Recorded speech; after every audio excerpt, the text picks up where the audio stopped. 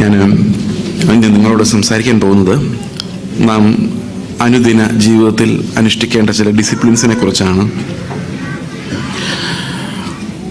പ്രധാനമായും എന്താണ് നാം പ്രാർത്ഥിക്കേണ്ടത്, എങ്ങനെയാണ് ആരാധിക്കേണ്ടത്, എങ്ങനെയാണ് കൂട്ടായ്മയുടെ അർത്ഥം എന്താണ്, ഇങ്ങനെയുള്ള വിഷയങ്ങൾ. അതായത് പ്രാക്ടിക്കലി നമ്മുടെ ക്രിസ്തീയ ജീവിതം പോകേണ്ട വഴികൾ നമുക്ക് അപ്പോസ്തലിക ഉപദേശത്തിൽ നിന്നത് മനസ്സിലാക്കാൻ നമുക്ക് ശ്രമിക്കാം എന്ന് വിചാരിക്കുകയാണ്.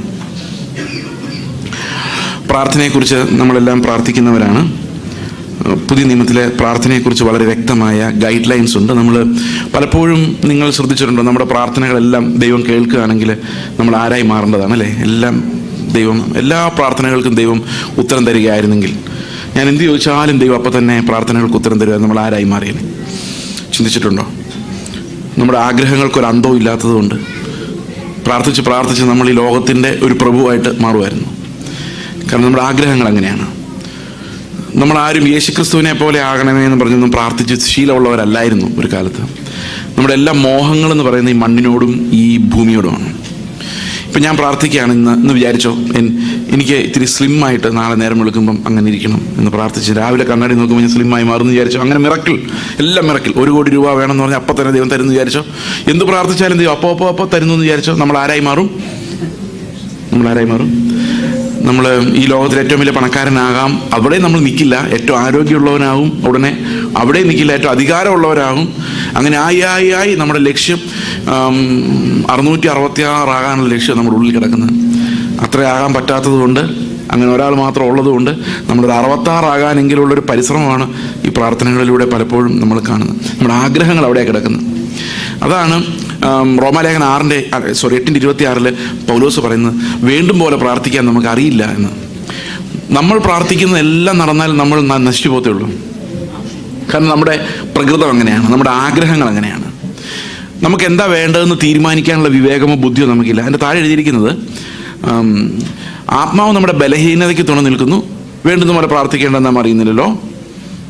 ആത്മാവ് ഉച്ചരിച്ചുകൂടാത്ത ഞരക്കങ്ങളാൽ നമുക്ക് വേണ്ടി പക്ഷപാതം ചെയ്യുന്നു. അപ്പം 2 പ്രാർത്ഥനകളുണ്ട്. ഒന്ന്, ഞാൻ പ്രാർത്ഥിക്കുന്ന എൻ്റെ വിവരക്കേടിന് ലോകത്തിലെ കാര്യങ്ങൾ നേടാൻ വേണ്ടി ഞാൻ പ്രാർത്ഥിക്കുന്ന ഒരു പ്രാർത്ഥനയുടെ കൂടെ എന്നെ യേശുക്രിസ്തുവിനെ പോലെ ആക്കണമെന്നുള്ള ഉദ്ദേശത്തോടു കൂടി എൻ്റെ ഉള്ളിലിരുന്ന ദൈവത്തിൻ്റെ ആത്മാവ് ഞരക്കത്തോടെ കഴിക്കുന്ന ഒരു ആപ്ലിക്കേഷൻ. 2ഉം ഒരേ സമയത്ത് എല്ലാ വിശുദ്ധന്മാർക്കും ഉണ്ട്. എന്നാൽ വിശുദ്ധന്മാർക്ക് മാത്രമേ ആത്മാവിൻ്റെ ഞരക്കമുള്ളൂ. ആത്മാവ് ഞരക്കത്തോടെ പക്ഷപാതം കഴിക്കുന്ന വിശുദ്ധന്മാർക്ക് വേണ്ടി മാത്രമാണ്. 27-ാം വാക്യത്തിൽ പറയുന്നു, ആത്മാവ് വിശുദ്ധന്മാർക്ക് വേണ്ടി ദൈവഹിതപ്രകാരം പക്ഷപാതം ചെയ്യുന്നു. അപ്പോൾ ബാക്കി ലോകത്തുള്ള ആളുകൾക്ക് ഈ ആത്മാവിൻ്റെ ഞരക്കത്തോടു കൂടിയുള്ള ആന്തരികമായ പക്ഷപാതം ഇല്ല. അവർക്ക് അവരുടെ ഞരക്കങ്ങൾ, അവരുടെ പ്രാർത്ഥനകൾ മാത്രമേ ഉള്ളൂ. അതൊക്കെ ചിലപ്പോൾ ആൻസർ ചെയ്യപ്പെട്ടേക്കാം. എന്നാൽ വിശ്വാസി ഒരാളെ ദൈവം തിരഞ്ഞെടുക്കുമ്പോൾ ദൈവത്തിൻ്റെ സ്വപ്നമുണ്ട് ആ മനുഷ്യനെക്കുറിച്ച്, ആളെക്കുറിച്ച്. അവനെ പുത്രനെ പോലെ ആക്കി മാറ്റണം എന്നുള്ളതാണ് അവൻ്റെ ആഗ്രഹം. ആ ആഗ്രഹം നടപ്പാക്കാൻ വേണ്ടി എന്തെല്ലാമാണോ വേണ്ടത് എന്ന് ആണ് ആത്മാവ് ഞരക്കത്തോടെ നമുക്ക് വേണ്ടി പ്രാർത്ഥിക്കുന്നത്. ഇപ്പോൾ ഉദാഹരണത്തിന്, ഞാൻ ഇങ്ങനെ ദൈവത്തോട് പ്രാർത്ഥിക്കാൻ വിചാരിച്ച, കർത്താവ് എനിക്കൊരു വീട് തരണമേ. അങ്ങനെ പലരും നിങ്ങൾ വീടുണ്ടാക്കാനൊക്കെ വേണ്ടി കഷ്ടപ്പെടുന്നവരാണ്. നിങ്ങളൊരു പക്ഷേ ഇങ്ങനെ പ്രാർത്ഥിച്ചു വിചാരിച്ചു, കർത്താവ് എനിക്കൊരു വീട് തരണമേ എന്ന് പ്രാർത്ഥിച്ചു. ഞാൻ അങ്ങനെ പ്രാർത്ഥിച്ചെന്ന് വിചാരിച്ചോ. അപ്പോൾ ദൈവത്തിൻ്റെ ആത്മാവ് ഒരുപക്ഷെ ദൈവത്തോട് പറയുന്നത് ഇങ്ങനെ ആയിരിക്കും, ഇവനെ ഇന്ത്യയുടെ പല ഭാഗത്ത് സുവിശേഷ വേലയ്ക്കും മിഷണറി വേലയ്ക്കുമായിട്ട് നമ്മൾ തിരഞ്ഞെടുത്തതാണ്. ഇപ്പോൾ അവൻ ഒരു സ്ഥലത്ത് കുറ്റിയടിക്കാനുള്ള പരിപാടിയാണ്, കൊടുക്കരുത് എന്നാണ് പറയുന്നതെങ്കിൽ ജീവിതകാലം മുഴുവൻ ഞാൻ ഉപവാസം എടുത്താലും എന്ത് സംഭവിക്കില്ല? ഇത് ലഭിക്കില്ല. അത് ആളുകളെ തിരഞ്ഞെടുക്കുമ്പം അവരേത് ഉദ്ദേശത്തോടുകൂടി തിരഞ്ഞെടുക്കുന്നു ആ ഉദ്ദേശം നിറവേറ്റാൻ വേണ്ടിയുള്ള പ്രാർത്ഥനകളാണ് ദൈവത്തിൻ്റെ ആത്മാവ് പ്രാർത്ഥിക്കുന്നത്. അപ്പോൾ ദൈവത്തിൻ്റെ ആത്മാവിൻ്റെ ഞരക്കത്തോടു കൂടിയുള്ള പ്രാർത്ഥന എന്തിനാ ഇത്ര ഞരങ്ങുന്നത്? ഈ റോമാലേഖനം 8:19 മുതൽ താഴോട്ട് വായിച്ചു നോക്കിയാൽ 28 വരെ 26 വരെ വായിച്ചു നോക്കിയാൽ 3 ഞരക്കങ്ങൾ അവിടെ ഉണ്ട്. 3 ഞരക്കം ഒരേ കാര്യത്തിന് വേണ്ടിയാണ്, മനുഷ്യൻ്റെ വീണ്ടെടുപ്പിന് വേണ്ടിയാണ്, അവൻ്റെ തേജസ്കരണത്തിന് വേണ്ടിയാണ്. സൃഷ്ടി ഞരങ്ങുന്നത് നമ്മുടെ തേജസ്കരണത്തിന് വേണ്ടി, ആത്മാവ് ഞരങ്ങുന്നത് നമ്മൾ യേശുവിനെ പോലെ ആക്കാൻ വേണ്ടിയാണ്. നമ്മൾ മാത്രം ഞരങ്ങുന്ന വേറെ എന്തിനൊക്കെ വേണ്ടി. അതാണ് പ്രോബ്ലം. അവിടെ പറഞ്ഞിരിക്കുന്ന ആത്മാവെന്ന ആദ്യ ദാനം ലഭിച്ചവരാണ് നമ്മളെങ്കിൽ നമ്മളും ഇതേ കാര്യത്തിന് വേണ്ടി തന്നെ ആയിരിക്കും ഞരങ്ങുന്നതെന്നാണ്. ആത്മാവ് എന്തിനു വേണ്ടിയാണോ നമ്മുടെ ഉള്ളിൽ കിടന്ന് ഞരങ്ങുന്നത് അതേ ഞരക്കം തന്നെ ആയിരിക്കും നമുക്ക് ആത്മാവ് നമ്മളിൽ പ്രവർത്തിക്കുന്നുണ്ടെങ്കിൽ നമുക്കും ഉണ്ടാകുന്നത്. ലോകസംബന്ധമായ ഒരു ഞരക്കമായിരിക്കില്ല. അപ്പോൾ പ്രാർത്ഥനയ്ക്ക് ഒരു ആത്മാവിൻ്റെ തലമുണ്ട്. ഈ ആത്മാവ് പ്രാർത്ഥിക്കുന്നത് കൊണ്ടാണ് നമുക്ക് പലപ്പോഴും നമുക്കിഷ്ടമില്ലാത്ത കാര്യങ്ങൾ സംഭവിക്കുന്നത്. ഇതെല്ലാം ആത്മാവ് ചോദിച്ചു തരുന്നതാണ്. എന്തിനാ തരുന്നതെന്നറിയോ? യേശുവിനെ പോലെ നമ്മളെ രൂപപ്പെടുത്താൻ വേണ്ടിയാണ്. ശത്രുക്കൾ എന്തുകൊണ്ടാണ് ഉണ്ടാകുന്നത്? എന്തിനാ നമുക്ക് ശത്രുക്കൾ ആവശ്യമുണ്ടോ? നിങ്ങൾക്ക് ശത്രുക്കൾ ആവശ്യമുണ്ടോ? സുഹൃത്തുക്കൾ ആവശ്യമുണ്ടോ? ശത്രുക്കൾ വളരെ ആവശ്യമാണ്. കാരണം യേശുക്രിസ്തു നമ്മളോട് എന്താ പറഞ്ഞത്? ശത്രുക്കളെ സ്നേഹിക്കും. അപ്പൊ ശത്രുക്കളെ തരണ്ടേ, അല്ലാതെ എങ്ങനെ സ്നേഹിക്കും? അല്ലേ? നമുക്ക് യേശുവിനെ പോലെ ആകണമെങ്കിൽ ആര് വേണം? നമ്മൾ ജാതികളെ പോലെ ആകണമെങ്കിൽ ആര് മതി? ഫ്രണ്ട്സ് മതി. പക്ഷെ യേശുവിനെ പോലെ ആകണമെങ്കിൽ ആരും കൂടെ വേണം? ശത്രുക്കളും കൂടെ വേണം. അപ്പൊ നമ്മുടെ വീട്ടിൽ തന്നെ ചിലപ്പോൾ ശത്രുക്കൾ ഉണ്ടായിരിക്കും. എന്തിനാ? യേശുവിനെ പോലെ ആകാൻ നമുക്കൊരവസരം ദൈവത്തിൻ്റെ ആത്മാവ് തരുന്നത്, അല്ലേ? അപ്പോൾ എല്ലാ ശത്രുക്കളെ ഓർത്ത് നമുക്ക് ദൈവത്തിന് സ്തോത്രം ചെയ്യാം. കാരണം അവരെ സ്നേഹിക്കുമ്പോഴാണ് ഞാൻ യേശുവിനെ പോലെ ആകുന്നത്. അവരെ സ്നേഹിക്കുമ്പോൾ എൻ്റെ സ്നേഹം ഒറിജിനൽ ആണോ എന്ന് ഞാൻ തിരിച്ചറിയുന്നത്. അപ്പോൾ ദൈവത്തിൻ്റെ ആത്മാവ് നമുക്ക് തരുന്നത് എല്ലാം നന്മയ്ക്കാണ്. അതേ റോമർ 8:28 പറയുന്നത്. ആത്മാവ് ദൈവത്തിൻ്റെ ഹിതപ്രകാരം പക്ഷപാതം ചെയ്യുന്നത് കൊണ്ട്, അതെല്ലാം നമ്മുടെ തേജസ്കരണത്തിന് വേണ്ടി ആയതുകൊണ്ട് നമുക്കതൊന്നും ഗുണമില്ല, അയ്യോ ഇങ്ങനെയാണല്ലോ എന്നൊക്കെ തോന്നിയാലും അതെല്ലാം നന്മയ്ക്കായിട്ടേ കൂടി വ്യാപരിക്കുകയുള്ളൂ. കാരണം അത് ദൈവത്തിൻ്റെ ഇറ്റേണൽ പ്ലാൻ്റെ ഭാഗമാണ് നമ്മുടെ ജീവിതത്തിൽ നടക്കുന്ന ഓരോ കാര്യങ്ങളും. നമ്മൾ ഓരോ തലമുടിനാര് കൊഴിഞ്ഞ് താഴെ വീഴുന്നത് വരെ ദൈവം അറിയാതെയല്ല, അതിനകത്തെല്ലാം ദൈവത്തിൻ്റെ ഒരു പദ്ധതി ഉണ്ട് എന്നാണ് റോമാലേഖനം മനസ്സിലാക്കുന്നത്. ഇത്രയും കാര്യമായി നമ്മളെ സംരക്ഷിക്കുന്ന ഒരു ദൈവമാണ്. അവിടെ പറഞ്ഞിരിക്കുന്ന അവൻ മുന്നറിഞ്ഞവരെ വിളിച്ചും വിളിച്ചവരെ നീതീകരിച്ചവരെ തേജസ്കരിച്ചും ഇരിക്കുന്നു. അപ്പോൾ തേജസ്കരണത്തിലേക്ക് നടത്തുവാനുള്ള ഒരു വിളിയാണ് നമ്മുടെ എല്ലാം മേലിലുള്ളത്. ദൈവം ഒരാളെ ഈ പാപത്തിൽ നിന്ന് പിടിച്ചെടുക്കുമ്പോൾ അവൻ എങ്ങനെ? അപ്പോൾ ആൾക്കാരെല്ലാം കളിയാക്കുന്നുണ്ടായിരിക്കും, ഇവനെയൊക്കെയാണോ തിരഞ്ഞെടുത്തേക്കുന്നത്? യേശുവിൻ്റെ ശിഷ്യന്മാരെ യേശു തിരഞ്ഞെടുത്ത് നോക്കിക്കഴിഞ്ഞാൽ എല്ലാവർക്കും ഒരു വിഷമം തോന്നുവാൻ.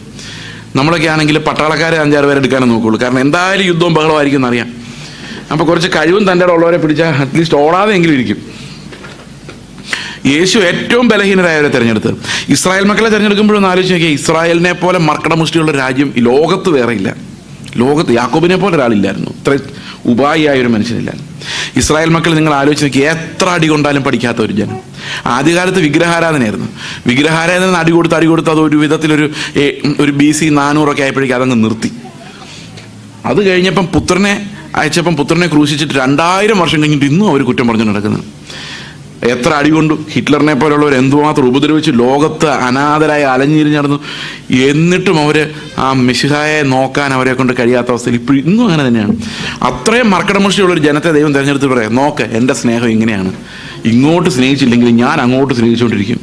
യേശു പറഞ്ഞു എൻ്റെ രാജ്യം ഐഹികമല്ല എന്ന് പറഞ്ഞു. ഇസ്രായേൽ മക്കൾ പറഞ്ഞു ഞങ്ങൾക്ക് ഐഹിക രാജ്യം മതി എന്ന് പറഞ്ഞു. ഐഹിക രാജ്യവും കൊടുത്തു.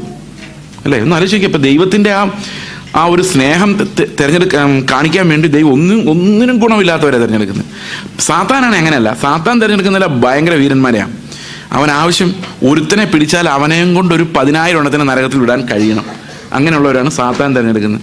ഇപ്പോൾ ഓരോ സിനിമാ നടന്മാർ, മിടുക്കന്മാർ, രാഷ്ട്രീയക്കാർ, ഇവരെയൊക്കെ സാത്താൻ ഇങ്ങനെ പിക്ക് ചെയ്യുമ്പം അവനറിയാം ഇവൻ്റെ പുറകെ ഒരു 10 ലക്ഷം അങ്ങ് പൊക്കോളും. പക്ഷെ എന്നെപ്പോലുള്ളൊരുത്തനെ തിരഞ്ഞെടുത്ത 2 പേര് പോലും എൻ്റെ കൂടെ വരില്ലെന്ന് അറിയാം. അപ്പം സാത്താന് വൻതോതിൽ ഉപയോഗിക്കാൻ ആരെയാണ്? കഴിവുള്ളവരെയാണ് ആവശ്യം. എന്നാൽ ദൈവം അങ്ങനെയല്ല. ദൈവം നേരെ തിരിച്ചാ. അപ്പം ശിഷ്യന്മാരെ തിരഞ്ഞെടുക്കുമ്പോഴും എന്നെയൊക്കെ തിരഞ്ഞെടുക്കുമ്പോഴും ഈ സാത്താൻ തന്നെ എന്ത് ചെയ്യണം? ഇവനെയൊക്കെ തിരഞ്ഞെടുത്ത കാണാം ഇവനൊക്കെ എന്തായി തീരും. പക്ഷെ അവസാനം ഞാൻ യേശുവിൻ്റെ തേജസ്സോടെ സ്വർഗത്തിൽ നിൽക്കുന്ന കാണുമ്പം ഈ ദൂതന്മാരും കണ്ടു നിന്നവരെല്ലാം ഉറ്റുനോക്കിക്കൊണ്ടിരുന്ന വലിയ രക്ഷയുടെ ക്ലൈമാക്സ് എന്ന് പറയുന്നത് നമ്മളെപ്പോലെയുള്ള യാതൊരു ഗുണവുമില്ലാത്ത, ഒരു നേരം പോലും സ്വന്തമായി കർത്താവിന് വേണ്ടി നിൽക്കാൻ ത്രാണിയില്ലാത്ത നമ്മളൊക്കെ യേശുവിൻ്റെ അതേ തേജസ്സോടെ രൂപാന്തരപ്പെട്ട് നിൽക്കുന്ന കാണുമ്പം ദൂതന്മാർ വീണ് നമസ്കരിക്കും, നമ്മളും വീണ് നമസ്കരിക്കും. സ്വർഗത്തിൽ വലിയ ആരാധനയായിരിക്കും. അവിടെ പറയുന്നത് ഇവന്മാരെയൊക്കെ എങ്ങനെ യേശുവിനെ പോലെ ആക്കി മാറ്റിയ ആ കർത്താവ്, കുഞ്ഞാട്, മഹത്വമുള്ളവൻ, അവനെ ദൈവത്തിന് രാജ്യമാക്കി മാറ്റിയ. അപ്പോൾ കുഞ്ഞാടിന് സകല മഹത്വവും വരത്തക്ക രീതിയിലാണ് നമ്മുടെ രക്ഷ വെച്ചിരിക്കുന്നത്. അപ്പോൾ പ്രാർത്ഥനയിലെല്ലാം നമ്മൾ ആലോചിക്കുന്നത് ഈ ആത്മാവിൻ്റെ ഞരക്കങ്ങൾ പൂർത്തിയാകാൻ വേണ്ടി നമ്മൾ അവൻ്റെ കൂടെ ചേരുന്നതിനെയാണ് ഈ ആത്മാവിലുള്ള പ്രാർത്ഥന എന്നുണ്ട് ഒരർത്ഥം അന്യഭാഷയിലുള്ള പ്രാർത്ഥന എന്നുള്ളതാണ്. എന്നാൽ വേറൊരർത്ഥം ആത്മാവ് എന്ത് പ്രാർത്ഥിക്കുന്നോ അത് മനസ്സിലാക്കി അതിനോട് എഗ്രി ചെയ്യുന്നതാണ് ശരിക്കും ആത്മാവിൽ പ്രാർത്ഥിക്കുക, ആത്മാവിൽ വിവേചിക്കുക എന്നൊക്കെ പറയുന്നതിൻ്റെ ഒരർത്ഥം. അപ്പം പ്രാർത്ഥനയെക്കുറിച്ച് കർത്താവ് പറയുന്ന ചില കാര്യങ്ങൾ, ഒന്ന് മത്തായിയുടെ സുവിശേഷം 6-ാം അധ്യായത്തിലേക്ക് നമ്മൾ വരുമ്പോൾ എന്തിനു വേണ്ടി പ്രാർത്ഥിക്കരുത് എന്നുള്ളൊരു സൂചന അവിടെയുണ്ട്. എങ്ങനെ പ്രാർത്ഥിക്കരുത്? 2 കാര്യങ്ങൾ അവിടെ പ്രധാനമായിട്ടും പറയുന്നുണ്ട്. ഒന്ന്, വീണ്ടും വീണ്ടും ജൽപ്പനം ചെയ്ത് പ്രാർത്ഥിക്കരുത്. 2, നാട്ടുകാർ കേൾക്കെ പ്രാർത്ഥിക്കരുത്. ഉറക്കെ തെരുക്കോണുകളിൽ നിന്നുകൊണ്ട് പ്രാർത്ഥിക്കരുത്. 2 കാര്യങ്ങൾ. നമ്മളിത് രണ്ടും ചെയ്യുന്നുണ്ടോ എന്ന് എനിക്കൊരു സംശയമുണ്ട്. പക്ഷേ ഇത് യേശു 2ഉം ചെയ്യരുതെന്ന് പറഞ്ഞായിരുന്നു. ഇതെന്താണ് ഈ വീണ്ടും വീണ്ടുമുള്ള പ്രാർത്ഥനയുടെ കുഴപ്പം? വീണ്ടും വീണ്ടുമുള്ള പ്രാർത്ഥനയുടെ കുഴപ്പം എന്താണെന്ന് വെച്ച് കഴിഞ്ഞാൽ, ഇപ്പം എൻ്റെ മക്കൾ എന്നോട് പറയാം, ഞാൻ കഴിഞ്ഞ ദിവസം പറഞ്ഞു തന്നു, എനിക്കൊരു ചോക്ലേറ്റ് മേടിച്ചാൽ ഞാൻ പറഞ്ഞു തരാം. ഒരു 10-20 പ്രാവശ്യം ചോദിക്കുകയാണെങ്കിൽ അതിനർത്ഥം എന്താ? ഈ അപ്പൻ ഇത് മേടിച്ച് തരുമോ എന്നുള്ളൊരു സംശയം ഉണ്ടെന്നുള്ളത്. അതുകൊണ്ടല്ലേ വീണ്ടും വീണ്ടും ചോദിക്കുന്നത്. ഓക്കെ, അതുപോലെ ഈ ദൈവത്തോട് ഒരേ കാര്യങ്ങൾ തന്നെ വീണ്ടും വീണ്ടും തരണേ തരണേ തരണേ. ചില പ്രാർത്ഥനകൾ ഇങ്ങനെ കേട്ടിട്ടുണ്ട് ഞാൻ. അതാ തരണേന്ന് പറഞ്ഞാൽ അതും തീരില്ല, അതങ്ങനെ പറഞ്ഞുകൊണ്ടിരിക്കും. ഇവിടെ പറഞ്ഞിരിക്കുന്നത് ജാതികളെ പോലെ നിങ്ങൾ ജൽപ്പനം ചെയ്യരുത്. അപ്പോൾ രണ്ടാമത് പ്രാർത്ഥിക്കാൻ പാടില്ലേ നിങ്ങൾ ചോദിക്കും. രണ്ടാമത് പ്രാർത്ഥിക്കണം, അതെന്താണെന്ന് ഞാൻ പറയാം. മത്തായിയുടെ സുവിശേഷം 6-ാം അധ്യായത്തിലേക്ക് വരുമ്പോൾ നിങ്ങൾ പ്രാർത്ഥിക്കുമ്പോൾ കപടഭക്തിക്കാരെ പോലെ ആകരുത്. ഓക്കെ, 6-ാം വാക്യം, നീയോ പ്രാർത്ഥിക്കുമ്പോൾ അറയിൽ കിടന്ന് വാതിലടച്ച് രഹസ്യത്തിലുള്ളതിൻ്റെ പിതാവിനോട് പ്രാർത്ഥിക്കാം, രഹസ്യത്തിൽ കാണുന്ന പിതാവ് നിനക്ക് പ്രതിഫലം തരും. പ്രാർത്ഥിക്കയിൽ നിങ്ങൾ ജാതികളെ പോലെ ജൽപ്പനം ചെയ്യരുത്, അതിഭാഷണത്താൽ ഉത്തരം കിട്ടുമെന്നല്ലോ അവർക്ക് തോന്നും. എന്നെയൊക്കെ ചെറുപ്പത്തിൽ പെന്തക്കോസ്തിലൊക്കെ ആൾക്കാർ പ്രാർത്ഥിക്കാൻ പഠിപ്പിച്ചു വെച്ച് കഴിഞ്ഞാൽ നല്ല ക്ലിയർ ഫ്രേസ് ഉപയോഗിച്ച് വചനമൊക്കെ കോട്ട് ചെയ്ത് കർത്താവിനെ ആ വചനം ഓർമ്മിപ്പിച്ച് അവകാശങ്ങൾ പറഞ്ഞ് പ്രാർത്ഥിച്ച് നേടിയെടുക്കണമെന്നാണ്. ലോ പോയിന്റ് ഒക്കെ വെച്ച്. ദൈവത്തിന് ഇതൊന്നും ചിലപ്പോൾ മറന്നുപോകും. അപ്പം നമ്മൾ ഇടയ്ക്ക് ഇത് ഓർപ്പിച്ചാലേ കൃത്യമായിട്ട് അതിൻ്റെ ആൻസർ കിട്ടുള്ളൂ. പക്ഷെ ഇവിടെ കർത്താവ് പറയുന്നത് അങ്ങനല്ല. നിങ്ങൾക്ക് ആവശ്യമുള്ളത് ഇന്നതെന്ന് നിങ്ങൾ യാചിക്കും മുൻപേ നിങ്ങളുടെ പിതാവ് അറിയുന്നുവല്ലോ. അപ്പോൾ നമ്മൾ പ്രാർത്ഥിക്കേണ്ട കാര്യമുണ്ടോ? ഉണ്ടോ? ഇവിടെ എന്താ പറയുന്നത്? നിങ്ങൾ ചോദിക്കുന്നതിന് മുമ്പേ നിങ്ങൾ എന്താ ചോദിക്കാൻ പോകുന്നതെന്ന് അറിയാം. പിന്നെ എന്തിനാ പ്രാർത്ഥിക്കുന്നത്? നിങ്ങൾക്ക് എന്താ ആവശ്യമെന്ന് ദൈവത്തിന് അറിയാം, പിന്നെ എന്തിനാ പ്രാർത്ഥിക്കുന്നത്? ഇവിടെ ഇങ്ങനെ കർത്താവ് പറയുന്നത്, ജാതികളെ പോലെ ജൽപ്പനം ചെയ്യരുത്, പരസ്യമായിട്ട് നിലവിളിക്കരുത്. 100 പേരാ പ്രാർത്ഥിക്കാനിരിക്കുന്നെങ്കിൽ ആ 100 പേര് അറിഞ്ഞാൽ മതി. 101-ാമത്തെ ആളെ അറിയിക്കേണ്ട. ഞങ്ങളൊരു ഉപവാസ പ്രാർത്ഥന എടുക്കുകയാണ് അല്ലേ, നോട്ടീസ് അടിക്കേണ്ട കാര്യമില്ല. കാരണം ഉപവാസം എടുക്കുന്നവരല്ലാതെ വേറെ ആരും ഇത് അറിയേണ്ട കാര്യമില്ല. നമ്മുടെ നാട്ടിലെല്ലാം ഉപവാസ പ്രാർത്ഥനയുടെ നോട്ടീസ് ഉണ്ട് അല്ലേ, നീ അങ്ങനെയൊന്നും കാണാതിരിക്കട്ടെ. ഓക്കെ, ഇവിടെ പറഞ്ഞിരിക്കുന്നത് രഹസ്യത്തിൽ കാണുന്ന ഒരു പിതാവും നിങ്ങളുടെ ആവശ്യങ്ങൾ എല്ലാം അറിയുന്ന ഒരു പിതാവും ആണെങ്കിൽ പിന്നെ നിങ്ങൾ എങ്ങനെ പ്രാർത്ഥിക്കണം? ഇങ്ങനെ പ്രാർത്ഥിക്കണം. എങ്ങനെ പ്രാർത്ഥിക്കണം? സ്വർഗസ്ഥനായ ഞങ്ങളുടെ പിതാവേ, എൻ്റെ കാര്യമെല്ലാം നീ നോക്കിക്കോളും എന്ന് എനിക്കറിയാം. അതുകൊണ്ട് ഞാൻ നിന്റെ നാമം വിശദീകരിക്കപ്പെടാൻ വേണ്ടിയാണ് പ്രാർത്ഥിക്കുന്നത്. ഞാൻ എവിടെ നിന്റെ നാമം പറഞ്ഞാലും ആ നാമം വിശുദ്ധമായി ആളുകളുടെ മനസ്സിൽ തോന്നണം. ഞാൻ നിന്റെ പേര് ഉച്ചരിക്കുന്നു എന്നുള്ളതിനാൽ കർത്താവെ നീ അപമാനിക്കപ്പെടരുത്. ഞങ്ങൾക്കിങ്ങനെ ഒരു അനുഭവമുണ്ട്. ഞാനത് യൂട്യൂബിൽ ഒരു ക്ലിപ്പിംഗ്, ഒരു പക്ഷേ നിങ്ങളത് കേട്ട് കാണുമായിരിക്കാം, കേട്ടിട്ടുള്ളവർ. ഞങ്ങൾ ഓങ്കോളിലിരിക്കുമ്പോൾ ഞങ്ങൾക്ക് ഞങ്ങൾ 4 പിള്ളേരുള്ളത്. അതിൽ 3 പേര് അഡോപ്റ്റഡാണ്. അപ്പോൾ ഒരു ദിവസം രാവിലെ 2 പെൺകുട്ടികൾ, ഈ 4 പേരല്ല അതുകൂടാതെ 2 പെൺകുട്ടികൾ ഞങ്ങളുടെ വീടിന് മുമ്പിൽ ഒന്ന് നോക്ക് ചെയ്തു. അപ്പോൾ എൻ്റെ ഭാര്യ പറഞ്ഞു, എന്താ നിങ്ങൾ വന്നത്? ഭിക്ഷ അയച്ചു വന്നതാണ്, ആഹാരം എന്തെങ്കിലും ഉണ്ടോ? അപ്പം ഞങ്ങൾക്ക് ഭയങ്കര സങ്കടം തോന്നി. അപ്പം പുള്ളിക്കാരി പറഞ്ഞു, ഒരു കാര്യം ചെയ്യും, നിങ്ങൾ എന്തിനാ ഇങ്ങനെ ഭിക്ഷ അയച്ച് നടക്കുന്നത്? ഞങ്ങളുടെ വീട്ടിൽ താമസിച്ചോളാൻ പറഞ്ഞു. നമുക്ക് ഭയങ്കര സന്തോഷമായി. അവർ ഞങ്ങളുടെ വീട്ടിൽ താമസം ആരംഭിച്ചു. ഒരു ദിവസം കഴിഞ്ഞപ്പം ഒരു കൊച്ചു വന്ന് എൻ്റെ ഭാര്യയോട് ചോദിക്കുകയാണ്, എല്ലാവരും പപ്പ അമ്മ എന്നല്ലേ വിളിക്കുന്നത്, ഞാനും ആൻറ്റീനെ അമ്മ എന്ന് വിളിച്ചോട്ടെ എന്ന് ചോദിച്ചു. വിളിച്ചോളാൻ പറഞ്ഞു. ഞങ്ങൾ വിചാരിച്ചു, ഞങ്ങൾക്ക് ഇത്രയും ഇപ്പം 6 പിള്ളേരെ, ഗുഡ്. ഇങ്ങനെ വിചാരിച്ചിരിക്കുമ്പം 1-2 ദിവസം കഴിഞ്ഞപ്പം ഈ പെൺകൊച്ചു വന്ന് എൻ്റെ ഭാര്യയോട് ചോദിക്കുക, ഞങ്ങൾ വെളിയിൽ ഭിക്ഷ യാചിക്കാൻ പോയി ഞങ്ങൾക്ക് ഒരു മാസം 2000-3000 രൂപ കിട്ടും, നിങ്ങളുടെ കൂടെ താമസിച്ചാൽ നിങ്ങൾ എത്ര രൂപ തരും? അപ്പോൾ എൻ്റെ ഭാര്യ പറഞ്ഞു, പൈസ ഒന്നും തരാൻ പറ്റില്ല, നിങ്ങൾക്ക് വിദ്യാഭ്യാസം തരാം, പഠിപ്പിക്കാം, പിന്നെ ഡ്രസ്സ്, ആഹാരം, എന്താണ് നിങ്ങൾക്ക് വേണ്ടതെല്ലാം തരാം. പിന്നെ ഏറ്റവും വലിയ കാര്യം, നിങ്ങളെ വഴിയിൽ വെച്ച് ആരെങ്കിലും നിങ്ങൾ ആരാന്ന് ചോദിച്ചു കഴിഞ്ഞാൽ ചേസിൻ്റെ സുധരൻ പിള്ളേരെന്ന് പറഞ്ഞു. അപ്പം മക്കൾ, അപ്പനും അമ്മയും സഹോദരങ്ങൾ, ഇതെല്ലാം നിങ്ങൾക്ക്, അത് കൂടുതലൊന്നും നിങ്ങൾക്ക് തരാൻ ഇല്ല. പിന്നെ വലുതാകുമ്പോൾ നിങ്ങൾക്ക് ഇഷ്ടമുള്ളവരെ സമ്പാദിക്കും, എന്ത് വേണമെങ്കിലും ചെയ്യാം എന്ന് പറഞ്ഞു. അവർക്കത് ഇഷ്ടപ്പെട്ടില്ല. അവർ മതിരയാടി ഓടി പോയി. 2 ആഴ്ച കഴിഞ്ഞ് ഞാനും എൻ്റെ ഭാര്യ കണ്ട് മാർക്കറ്റിൽ നിൽക്കുമ്പം ഒരു വിളി കേൾക്കുക, പപ്പ എന്നൊരു വിളി. തിരിഞ്ഞു നോക്കി ഈ പിള്ളേരുണ്ട്, അതിൻ്റെ കൂടെ ഒരു 5-6 പിള്ളേരുണ്ട്. നിങ്ങൾ ആലോചിക്കുക ആ ദുരവസ്ഥ എന്തോ. അപ്പം ഞാൻ എൻ്റെ ഭാര്യയോട് പറഞ്ഞു, നമുക്കുള്ള നേരത്തെ രക്ഷപ്പെടാം. കാരണം മറുപടി പറയാം, അവർക്ക് വീടറിയാൻ വേണേൽ വീട്ടിലോട്ട് വന്നാൽ മതിയല്ലോ. കാരണം ഞങ്ങൾക്ക് തെലുങ്ക് അറിയത്തില്ല ഇത് എക്സ്പ്ലെയിൻ ചെയ്യാൻ. ഇവർ വന്ന് എന്ത് സംസാരിച്ചാലും നമുക്ക് മറുപടി മുറിത്തെലുങ്കിലാണ് അവരോട് സംസാരിക്കുന്നത്. ഈ കടക്കാരോടൊന്നും എക്സ്പ്ലെയിൻ ചെയ്യാൻ അറിയത്തില്ല. അപ്പോൾ ഞാൻ എൻ്റെ ഭാര്യയോട് പറഞ്ഞു, നമുക്കൊരു കാര്യം ചെയ്യാം, നമുക്ക് രക്ഷപ്പെടാം എന്ന് പറഞ്ഞ് ഞങ്ങൾ ഓട്ടോയിൽ കയറി തിരിച്ച് വീട്ടിലോട്ട് പോകണം. അപ്പം ഞാൻ കർത്താവിനോട് പറഞ്ഞു, കർത്താവേ, എന്തൊരു നാണക്കേടായിപ്പോയി. ആ കടക്കാരെടുത്ത് നാളെ ഞങ്ങൾ എങ്ങനെ ചെല്ലും? അവരെന്ത് വിചാരിച്ച് കാണും? ഭിക്ഷാടന മാഫിയ വല്ലതും ആണെന്ന് വിചാരിച്ചോ? ഇവരെ ഇങ്ങനെ ഞങ്ങൾ രാവിലെ ഭിക്ഷയാചിക്കാൻ പറ്റിയിട്ട് ഞങ്ങളിങ്ങനെ സ്റ്റൈലായിട്ട് നടക്കുമെന്ന് വിചാരിച്ചോ? എന്ത് വിചാരിച്ചോ? ഒരു മറുപടിയും കിട്ടുന്നില്ല. കർത്താവ് പറഞ്ഞു, എനിക്ക് ഇങ്ങനത്തെ കുറേ പിള്ളേരുണ്ട്, പള്ളിയിലും കൺവെൻഷൻ ഗ്രൗണ്ടിലും എല്ലാം നിന്ന് അപ്പാ പപ്പാ അപ്പച്ചാ എന്ന് ചോദിക്കുന്ന കുറേ പിള്ളേർ. ഇവർക്കും പക്ഷെ എൻ്റെ മകൻ ജീവിക്കുന്ന ആ വീട്ടിൽ ആ ഒരു ആഗ്രഹത്തോടെ ജീവിക്കാൻ ഇഷ്ടമില്ല, കുപ്പ പറക്കി തിന്നാനാണ് ഇഷ്ടം. പക്ഷെ അവരെന്നെ അപ്പാന്ന് വിളിക്കുമ്പം എനിക്കുണ്ടാകുന്ന അപമാനം എന്താണെന്ന് ഞാൻ നിന്നെ ഒന്ന് കാണിച്ചു തന്നെന്ന് പറഞ്ഞു. അപ്പം ഞാൻ ആലോചിച്ചു, കർത്താവെ, ജീവിതത്തിൽ എപ്പോഴെങ്കിലും നിന്നെ പിതാവേന്ന് വിളിക്കുന്നുണ്ടെങ്കിൽ അതിൻ്റെ കാരണം പുത്രൻ ജീവിച്ച സ്ഥാനത്ത് അതേ ജീവൻ തന്ന് അതേ ആത്മാവിനെ തന്ന് പുത്രത്വത്തിൻ്റെ ആത്മാവിനെ തന്നെ നിർത്തിയേക്കുന്നുണ്ടാണ്. അപ്പം ഞാൻ ആ ആത്മാവിലല്ലാതെ, ആ ആഗ്രഹത്തോടെ അല്ലാതെ, യേശുവിനെ പോലെ ആകാനുള്ളൊരു ആഗ്രഹം പോലും ഇല്ലാതെ അവനെ പിതാവേന്ന് വിളിക്കുമ്പോൾ വി ആർ ഇൻസൾട്ടിങ് ഹിം എന്ന് ആണ് അതിനകത്ത് അർത്ഥം. അപ്പം എൻ്റെ പ്രാർത്ഥന, കർത്താവെ, ഞാൻ എവിടെ നിന്നെ പിതാവെന്ന് വിളിച്ചാലും ആൾക്കാർ പറയണം അവനത് വിളിക്കാം, കാരണം അവൻ്റെ പിതാവ് ദൈവം തന്നെയാണ് എന്ന് പറയത്തക്ക രീതിയിൽ നാം ദൈവത്തിൻ്റെ പേര് പറയുമ്പോൾ ദൈവം മഹത്വപ്പെടണം. പ്രാർത്ഥിക്കണ്ടേ അതിനു വേണ്ടി? പ്രാർത്ഥിക്കണം. എനിക്ക് രാവിലെ കഞ്ഞി കിട്ടാൻ പ്രാർത്ഥിക്കുകയൊന്നും വേണ്ട, കർത്താവ് കൃത്യമായിട്ട് തന്നിരിക്കും. പക്ഷെ ഇത് ഞാൻ പ്രാർത്ഥിച്ച് മേടിക്കണം, ദൈവത്തെ മഹത്വപ്പെടുത്താനുള്ള ഞാനിത് മുഴുവൻ കർത്തൃ പ്രാർത്ഥന എക്സ്പ്ലെയിൻ ചെയ്യാൻ പോവുകയല്ല, 1-2 ഭാഗങ്ങൾ മാത്രം. അടുത്ത വാക്യം ഇങ്ങനെയാണ്: നിന്റെ രാജ്യം വരണമേ. നിന്റെ രാജ്യം വരണേ എന്ന് പറഞ്ഞാൽ അതിനകത്ത് വേറൊരു പ്രാർത്ഥനയുണ്ട്, എൻ്റെ രാജ്യം പോണേ. കാരണം എൻ്റെ രാജ്യം പോയാൽ ആരുടെ രാജ്യം വരുള്ളൂ? അപ്പൊ എന്തിനാ പ്രാർത്ഥിക്കുന്നത്? എൻ്റെ രാജ്യത്വം അവസാനിക്കാൻ വേണ്ടിയാ. അന്ന് ഏദൻ തോട്ടത്തിൽ ആ പഴം തിന്നപ്പോൾ എൻ്റെ രാജ്യം ഉണ്ടാവുമായിരുന്നു. ആ രാജ്യം തകർന്ന് ആരുടെ രാജ്യം വാഴണമെന്നിൽ? ദൈവത്തിൻ്റെ ഇഷ്ടങ്ങൾ. അതാണ് അടുത്ത വാക്യം, നിന്റെ ഇഷ്ടം സ്വർഗത്തിലെ പോലെ ഭൂമി. അപ്പൊ പ്രാർത്ഥിച്ചില്ലെങ്കിൽ എന്ത് സംഭവിക്കും? പ്രാർത്ഥിച്ചില്ലെങ്കിൽ എൻ്റെ ഇഷ്ടം നടക്കും, ഞാൻ ഇഷ്ടമുള്ളിടത്ത് പോകും, ഞാൻ ഇഷ്ടമുള്ളത് കഴിക്കും, ഞാൻ ഇഷ്ടമുള്ള ആളോട് സംസാരിക്കും. പക്ഷെ പ്രാർത്ഥിച്ചു കഴിയുമ്പോൾ എൻ്റെ ഇഷ്ടമല്ല നടക്കുന്നത്, ദൈവത്തിൻ്റെ ഇഷ്ടം നടക്കുന്നത്. അപ്പം എൻ്റെ ഇഷ്ടം നടക്കാതെ, എൻ്റെ രാജ്യം വാഴാതെ, ദൈവത്തിൻ്റെ രാജ്യം വാഴാൻ വേണ്ടിയും അവൻ്റെ ഇഷ്ടം എൻ്റെ ജീവിതത്തിൽ നടക്കാൻ വേണ്ടിയുമാണ് ഞാൻ പ്രാർത്ഥിക്കുന്നത്. അപ്പം അവൻ്റെ ഇഷ്ടം എൻ്റെ ജീവിതത്തിൽ നടന്നെങ്കിൽ മാത്രമേ അവൻ എന്തിനു വേണ്ടി എന്നെ തിരഞ്ഞെടുത്തോ ആ ഉദ്ദേശത്തിലേക്ക് പോകാൻ എനിക്ക് കഴിയുള്ളൂ. അല്ലെങ്കിൽ എൻ്റെ ഇഷ്ടത്തിന് പ്രാർത്ഥിച്ചാൽ ആ കാര്യങ്ങൾ നടന്നാൽ ഒരിക്കലും ദൈവത്തിൻ്റെ ഇഷ്ടം നിറവേറില്ല. ഞാൻ ഈ ലോകത്ത് ഒരുവിധമൊക്കെ ഓടി തീർത്ത് അങ്ങ് ഇല്ലാതെ ആവുകയുള്ളൂ. അപ്പോൾ പ്രാർത്ഥിക്കുമ്പോൾ പറഞ്ഞിരിക്കുന്ന വേറൊരു കാര്യം, നമ്മൾ 25-ാം വാക്യത്തിലേക്ക് 25, 24.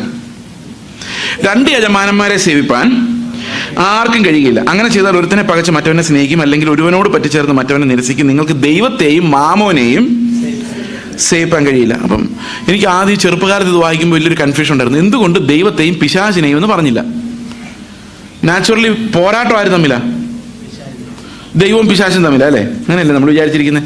അപ്പോൾ ഒരേ സമയത്ത് ദൈവത്തെയും പിശാചിനെയും സേവിക്കാൻ പറ്റില്ല എന്നാ വേണ്ടത്. പക്ഷെ ഇവിടെ എഴുതിയിരിക്കുന്ന എന്താ? ഒരേ സമയത്ത് ദൈവത്തെയും മാമോനെയും. അപ്പം ഞാൻ ആലോചിച്ചപ്പം അതിനർത്ഥം എനിക്ക് മനസ്സിലായത് ഇങ്ങനെയാണ്: ദൈവവും പിശാചും ഈ ലോകത്തിലെ ഏത് ജനത്തിൻ്റെ മുമ്പിൽ പോയി നിന്നിട്ടും ഞങ്ങളിൽ ആരെ വേണം നിനക്ക് എന്ന് ചോദിച്ചാൽ നമ്മൾ എന്തേ പറയുള്ളൂ? ദൈവത്തെ വേണമെന്ന് പറയുള്ളൂ. അത് ഈവൻ ഡെവിൾ വർഷിപ്പേഴ്സിനോട് ചോദിച്ചാലും ഇന്ന് ഇവർ ഗമ കാണിച്ച് നടക്കുന്ന ഡെവിളിനെ യഥാർത്ഥത്തിൽ കണ്ടിട്ടില്ലാത്തതുകൊണ്ടാണ്. ശരിക്കും ഈ സാത്താനെ കണ്ടാൽ ഇവിടെ സാത്താൻ വർഷിപ്പേഴ്സ് ഒന്നും ഉണ്ടാവില്ല. അവരെല്ലാം കരഞ്ഞ് നിലവിളിച്ച് കർത്താവേന്ന് വിളിക്കത്തേ ഉള്ളൂ, അല്ലേ? സത്യമായിട്ട് ഈ ലോകത്തിൽ ഒരു സൃഷ്ടിയും സൃഷ്ടിതാവിനെ അല്ലാതെ വേറെ ആരെയും നോക്കൂല എന്ന് ആർക്കറിയാം? പിശാചിനറിയാം. അതുകൊണ്ട് അവൻ രംഗത്തെത്തുന്നതേ ഇല്ല. അവൻ്റെ സുന്ദരനായ ഒരു പ്രോക്സിനെ മുമ്പിൽ നിർത്തിയിരിക്കുക. അവൻ്റെ പേരാണ് മാമോൻ. ഇപ്പൊ വിശ്വാസിക്കും അറിയാൻ മേലെ ആരെയാ വേണ്ടതെന്ന്. സാത്താനെ വേണോ ദൈവത്തെ വേണോ എന്ന് ചോദിച്ചാൽ ദൈവം എന്ന് പറഞ്ഞേനെ. പക്ഷെ ദൈവത്തെ വേണോ മാമോനെ വേണോ എന്ന് ചോദിക്കുമ്പം മാമോനെ വേണം. മാമോനെ ആര് കൊണ്ടുതരണം? ദൈവം കൊണ്ടുതരണം. അപ്പൊ ആരാ നമ്മുടെ യജമാനൻ? ആരെ സേവിക്കുന്നേ? ഒരു ആരെ സേവിക്കുന്നുള്ളൊരു എക്സാമ്പിൾ ഞാൻ നിങ്ങളോട് പറയാം. ഇന്ത്യയും പാകിസ്ഥാനും തമ്മിലൊരു യുദ്ധം ഉണ്ടായെന്ന് വിചാരിക്കാനേ പാടുള്ളൂ കേട്ടോ, യുദ്ധമൊന്നുമില്ല. അപ്പം ഈ അതിർത്തിയിലൊരു പട്ടാളക്കാരൻ എന്ത് ചെയ്തെന്ന് വെച്ച് കഴിഞ്ഞാൽ പാകിസ്ഥാനി പട്ടാളക്കാരനെ തടവുകാരനായിട്ട് പിടിച്ചു. എന്നിട്ട് അവൻ്റെ കമാൻഡറെ വിളിച്ചിട്ട് പറഞ്ഞു, ഞാൻ ഒരുത്തനെ പിടിച്ചിട്ടുണ്ട് സാറേ എന്ന് പറഞ്ഞു. അപ്പോൾ കമാൻഡർ പറഞ്ഞു, മിടുക്കൻ, വെരി ഗുഡ്, നീ അവനെ വിളിച്ചുകൊണ്ടെങ്കിൽ വരാൻ പറഞ്ഞു. ശരി സാർ എന്ന് പറഞ്ഞു. ഇത്തിരി നേരം കഴിഞ്ഞപ്പോൾ അവൻ ഫോൺ ചെയ്തു, സാർ എന്താടാ? അവൻ എൻ്റെ കൂടെ വരുന്നില്ല സാർ എന്ന്. അപ്പോൾ കമാൻഡർ പറഞ്ഞു, അവൻ വരുന്നില്ലേ? എന്നൊരു കാര്യം ചെയ്ത് അവനെ വിട്ടിട്ട് നീ ഇങ്ങ് വരാൻ പറഞ്ഞു. ശരി സാർ എന്ന് പറഞ്ഞു. കുറച്ചു നേരം കഴിഞ്ഞപ്പോൾ പിന്നെയും വിളിച്ചു, സാർ എന്താടാ? അവൻ എന്നെ വിടുന്നുമില്ലെന്ന് പറഞ്ഞു. ഇപ്പം ആരെയാ പിടിച്ചേക്കുന്നത്? ഇവൻ അവനെയാണോ അവൻ ഇവനെയാണോ? നമ്മൾ വിചാരിച്ചിരിക്കുന്ന പണം ഇതിനെല്ലാം നമ്മൾ പിടിച്ചിരിക്കുക, നമ്മുടെ ഇഷ്ടമാണ്. പക്ഷെ പണം നമ്മളെ ലോകം മുഴുവനിട്ട് ഓടിക്കാൻ ശക്തിയുള്ള സാധനമാണ്, അല്ലേ? ഈ ഖത്തറിലേക്ക് പോകുമെന്ന് പറഞ്ഞാൽ ഖത്തറിലേക്ക് പോകും, അമേരിക്കയിലോട്ട് പോകാൻ പറഞ്ഞാൽ അമേരിക്കയിലോട്ട്. ആര് പറയണം? പണം പറയണം. പണം നമ്മളുടെ പറയാം കേരളത്തിലോട്ട് പോകും, അവിടെ വരുമാനം കേരളത്തിലോട്ട് പോകും. കാരണം നമ്മളെ അങ്ങോട്ടും ഇങ്ങോട്ടും ഓടിക്കാനുള്ള കഴിവ് ആർക്കുണ്ട്? പണത്തിനുണ്ട്. പക്ഷെ പണത്തോട് നോ പറയാനുള്ള കഴിവ് നമുക്കുണ്ടോ ഓടിക്കാൻ? ആരെയാ പിടിച്ചേക്കുന്നത്? മനസ്സിലായല്ലോ അല്ലേ? ഓക്കെ. അപ്പോൾ ഇവിടെ പറഞ്ഞിരിക്കുന്നത് 2 യജമാനന്മാരെ സേവിക്കാൻ സാധിക്കില്ല. നിങ്ങൾ ഏതെങ്കിലും ഒരു യജമാനനെ സേവിക്കുകയുള്ളൂ, മറ്റവനെ ദ്വേഷിക്കും. അതുകൊണ്ട് നിങ്ങൾ എന്ത് ചെയ്യരുത്? അടുത്ത വാക്യം, 2 യജമാനന്മാരെ സേവിക്കാൻ പറ്റുമായിരുന്നേ കുഴപ്പമില്ലായിരുന്നു. പക്ഷെ 2 യജമാനന്മാരെ സേവിക്കാൻ പറ്റാത്തത് കൊണ്ട് 25-ാം വാക്യം വായിച്ചേ. അതുകൊണ്ട് ഞാൻ നിങ്ങളോട് പറയുന്നു. എന്തുകൊണ്ട് പറയുന്നു? 2 യജമാനന്മാരെ സേവിക്കാൻ സാധിക്കില്ല എന്നുള്ളത് കൊണ്ട് ഞാൻ നിങ്ങളോട് പറയുന്നു. എന്ത് പറയുന്നു? എന്ത് തിന്നും എന്ത് കുടിക്കുമെന്ന് നിങ്ങളുടെ ജീവനായിക്കൊണ്ടും എന്തുടുക്കുമെന്ന് ശരീരത്തിനായിക്കൊണ്ടും വിചാരപ്പെടരുത്. വിചാരപ്പെട്ട എന്ത് സംഭവിക്കും? വിചാരപ്പെട്ട എന്ത് സംഭവിക്കും? 2 യജമാനന്മാരെ സേവിക്കും. അത് നടക്കുകയല്ല. അതുകൊണ്ട് നിങ്ങൾ വിചാരപ്പെട്ടാൽ എന്ത് സംഭവിക്കും? നാളെ എങ്ങനെ നടക്കും, നാളെ എന്ത് ചെയ്യും, എൻ്റെ പിള്ളേരുടെ വിദ്യാഭ്യാസം, അവരുടെ കല്യാണം, ഇങ്ങനെ നിങ്ങൾ ചിന്തിച്ചു നോക്കിയോ. നിങ്ങൾ ദൈവത്തെ അല്ല, നിങ്ങൾ ആരെ സേവിക്കാൻ പോവാ? മാമോനെ സേവിക്കാൻ പോവാം. അതുകൊണ്ടാണ് പറഞ്ഞിരിക്കുന്നത്, ഉപജീവന ചിന്തകൾ, എങ്ങനെ ജീവിക്കും, എന്ത് കഴിക്കും, എന്ത് ഉടുക്കും എന്നുള്ള ചിന്തകൾ ഒരിക്കലും നമ്മളെ ഭാരപ്പെടുത്താൻ പാടില്ല. നമ്മുടെ പ്രാർത്ഥനയുടെ വിഷയം പോലും ആകുന്നത് ശരിയല്ല. ഓക്കെ, ഇതേ വാക്യം മുൻപോട്ട് വരുമ്പോൾ 31-ാം വാക്യം ഇങ്ങനെയാണ്: ആകയാൽ നാം എന്ത് തിന്നും എന്ത് കുടിക്കും എന്തുടുക്കും എന്നിങ്ങനെ നിങ്ങൾ വിചാരപ്പെടരുത്. ഇവയൊക്കെയും ജാതികൾ അന്വേഷിക്കുന്നു. സ്വർഗസ്ഥനായ നിങ്ങളുടെ പിതാവ് ഇതൊക്കെയും നിങ്ങൾക്ക് ആവശ്യമെന്ന് അറിയുന്നുവല്ലോ. നമ്മൾ അവിടെയാണ് തുടങ്ങിയത് അല്ലേ? ദൈവം എല്ലാം അറിയുന്നു. മുമ്പേ അവൻ്റെ രാജ്യവും നീതി അന്വേഷിപ്പിൻ, അതോടുകൂടി ഇതൊക്കെയും നിങ്ങൾക്ക് കിട്ടും. ഇവിടെ ഈ ദൈവം നമ്മുടെ ജീവന ഭയം, 2 ഭയങ്ങളാണ്. ഇന്നലെ നമ്മൾ കണ്ടത് മരിക്കുമോ എന്നുള്ള പേടി, മരണഭയത്തെ തോപ്പിക്കുന്ന കാര്യമാണ്. ഇന്ന് നമ്മൾ കാണുന്ന ജീവനെ പേടി, ജീവന ഭയം. എങ്ങനെ ജീവിക്കും എന്നുള്ള ഭയത്തിൽ നിന്നുള്ള സ്വാതന്ത്ര്യമാണ്. ആ ഭയത്തിൽ നമ്മളെ സ്വതന്ത്രരാക്കാൻ വേണ്ടി കർത്താവ് പറഞ്ഞു, നിങ്ങൾ ദൈവത്തെ പിതാവേ എന്ന് വിളിച്ചോളാനാണ്. അതായത് അവൻ പിതാവിനെ പോലെയാണ്. അപ്പം നമ്മൾ ആരെ പോലെ ആയിരിക്കണം? മക്കളെ പോലെ ആയിരിക്കണം. ഞാൻ ഓർക്കുന്നുണ്ട്, എൻ്റെ ചെറുപ്പകാലത്ത് ഒരു 5 വയസ്സ്, 5-ാം ക്ലാസ്സിൽ പഠിക്കുന്ന സമയം, 5-ാം ക്ലാസ്സിൽ നിന്ന് 6-ാം ക്ലാസ്സിലോട്ട് ജയിച്ച സമയം. അപ്പം ഞങ്ങൾ ഹൈ റേഞ്ചിലാണ്, ഇടുക്കിയിലാണ് ആ സമയത്ത്. അപ്പം ഞങ്ങൾക്ക് ഇടുക്കിയിൽ അന്ന് ഇഞ്ചി കൃഷി എന്ന് പറഞ്ഞൊരു പരിപാടിയുണ്ട്. നിങ്ങൾ എത്ര പേര് ഇഞ്ചി കൃഷി ചെയ്തിട്ടുണ്ടെന്ന് എനിക്കറിയാൻ വയ്യ. ഒരു പക്ഷേ ആരെങ്കിലുമൊക്കെ ചെയ്തിട്ടുണ്ടാവും. ഇഞ്ചി കൃഷി ചെയ്യാൻ വളരെ സിമ്പിളാണ്. വളരെ സിമ്പിളാന്ന് പറഞ്ഞാൽ പിള്ളേർക്കെല്ലാം പാർട്ടിസിപ്പേറ്റ് ചെയ്ത് ഒരു ആഘോഷമായിട്ടാണ് ഇഞ്ചി കൃഷി നടത്തുന്നത്. ഒരു ചെറിയ മണ്ണും കൊണ്ട് ഇങ്ങനെ ചെറിയ എന്താ പറയുന്നതിന് തടമെടുത്ത് ഒരു ചെറിയ തൂമ്പ വെച്ച് ഇങ്ങനെ ചെറിയ ചെറിയ കുഴികളുണ്ടാക്കി ഒരു കുഞ്ഞ് ഇഞ്ചി കഷ്ണം ഓരോ കുഴിയിലും വെച്ച് ഒരിത്തിരി എല്ലുപൊടി അതിൻ്റെ മുകളിലിട്ട് പിന്നെ ഉണങ്ങിയ ചാണകം അതിൻ്റെ മുകളിൽ വെച്ച് പിന്നെ മണ്ണ് മൂടുക. ഇത്രയും പണിയുള്ളൂ. അപ്പോൾ ഞങ്ങളുടെ കയ്യിൽ എല്ലുപൊടി കാണും, ഒന്നുകിൽ ഇഞ്ചി വിത്ത് കാണും. ഇതിങ്ങനെ വെച്ചുകൊണ്ടിരിക്കും. മെയ് മാസമാണ് പരിപാടി, കൃഷി നടക്കുന്നത്. മെയ് മാസത്തിലൊരു മഴയുണ്ട്. അത് കഴിയുമ്പോഴാണ് ഈ കപ്പ കൃഷിയൊക്കെ ചെയ്യുന്നത്. അപ്പം ഞങ്ങളിങ്ങനെ മെയ് ആണ്, 5-ാം ക്ലാസ് കഴിഞ്ഞ് 6-ാം ക്ലാസ് ജൂണേ തുറക്കുള്ളൂ. ഫുൾ അവധിയാണ്.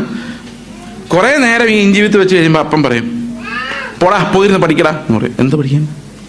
5-ാം ക്ലാസ്സിൽ നിന്ന് പാസ്. 5-ാം ക്ലാസ്സിൽ നിന്ന് പാസ്സായപ്പോഴേ 6-ാം ക്ലാസ്സിൻ്റെ പുസ്തകം മേടിച്ച് വീട്ടിൽ വെച്ചിട്ടുണ്ട്.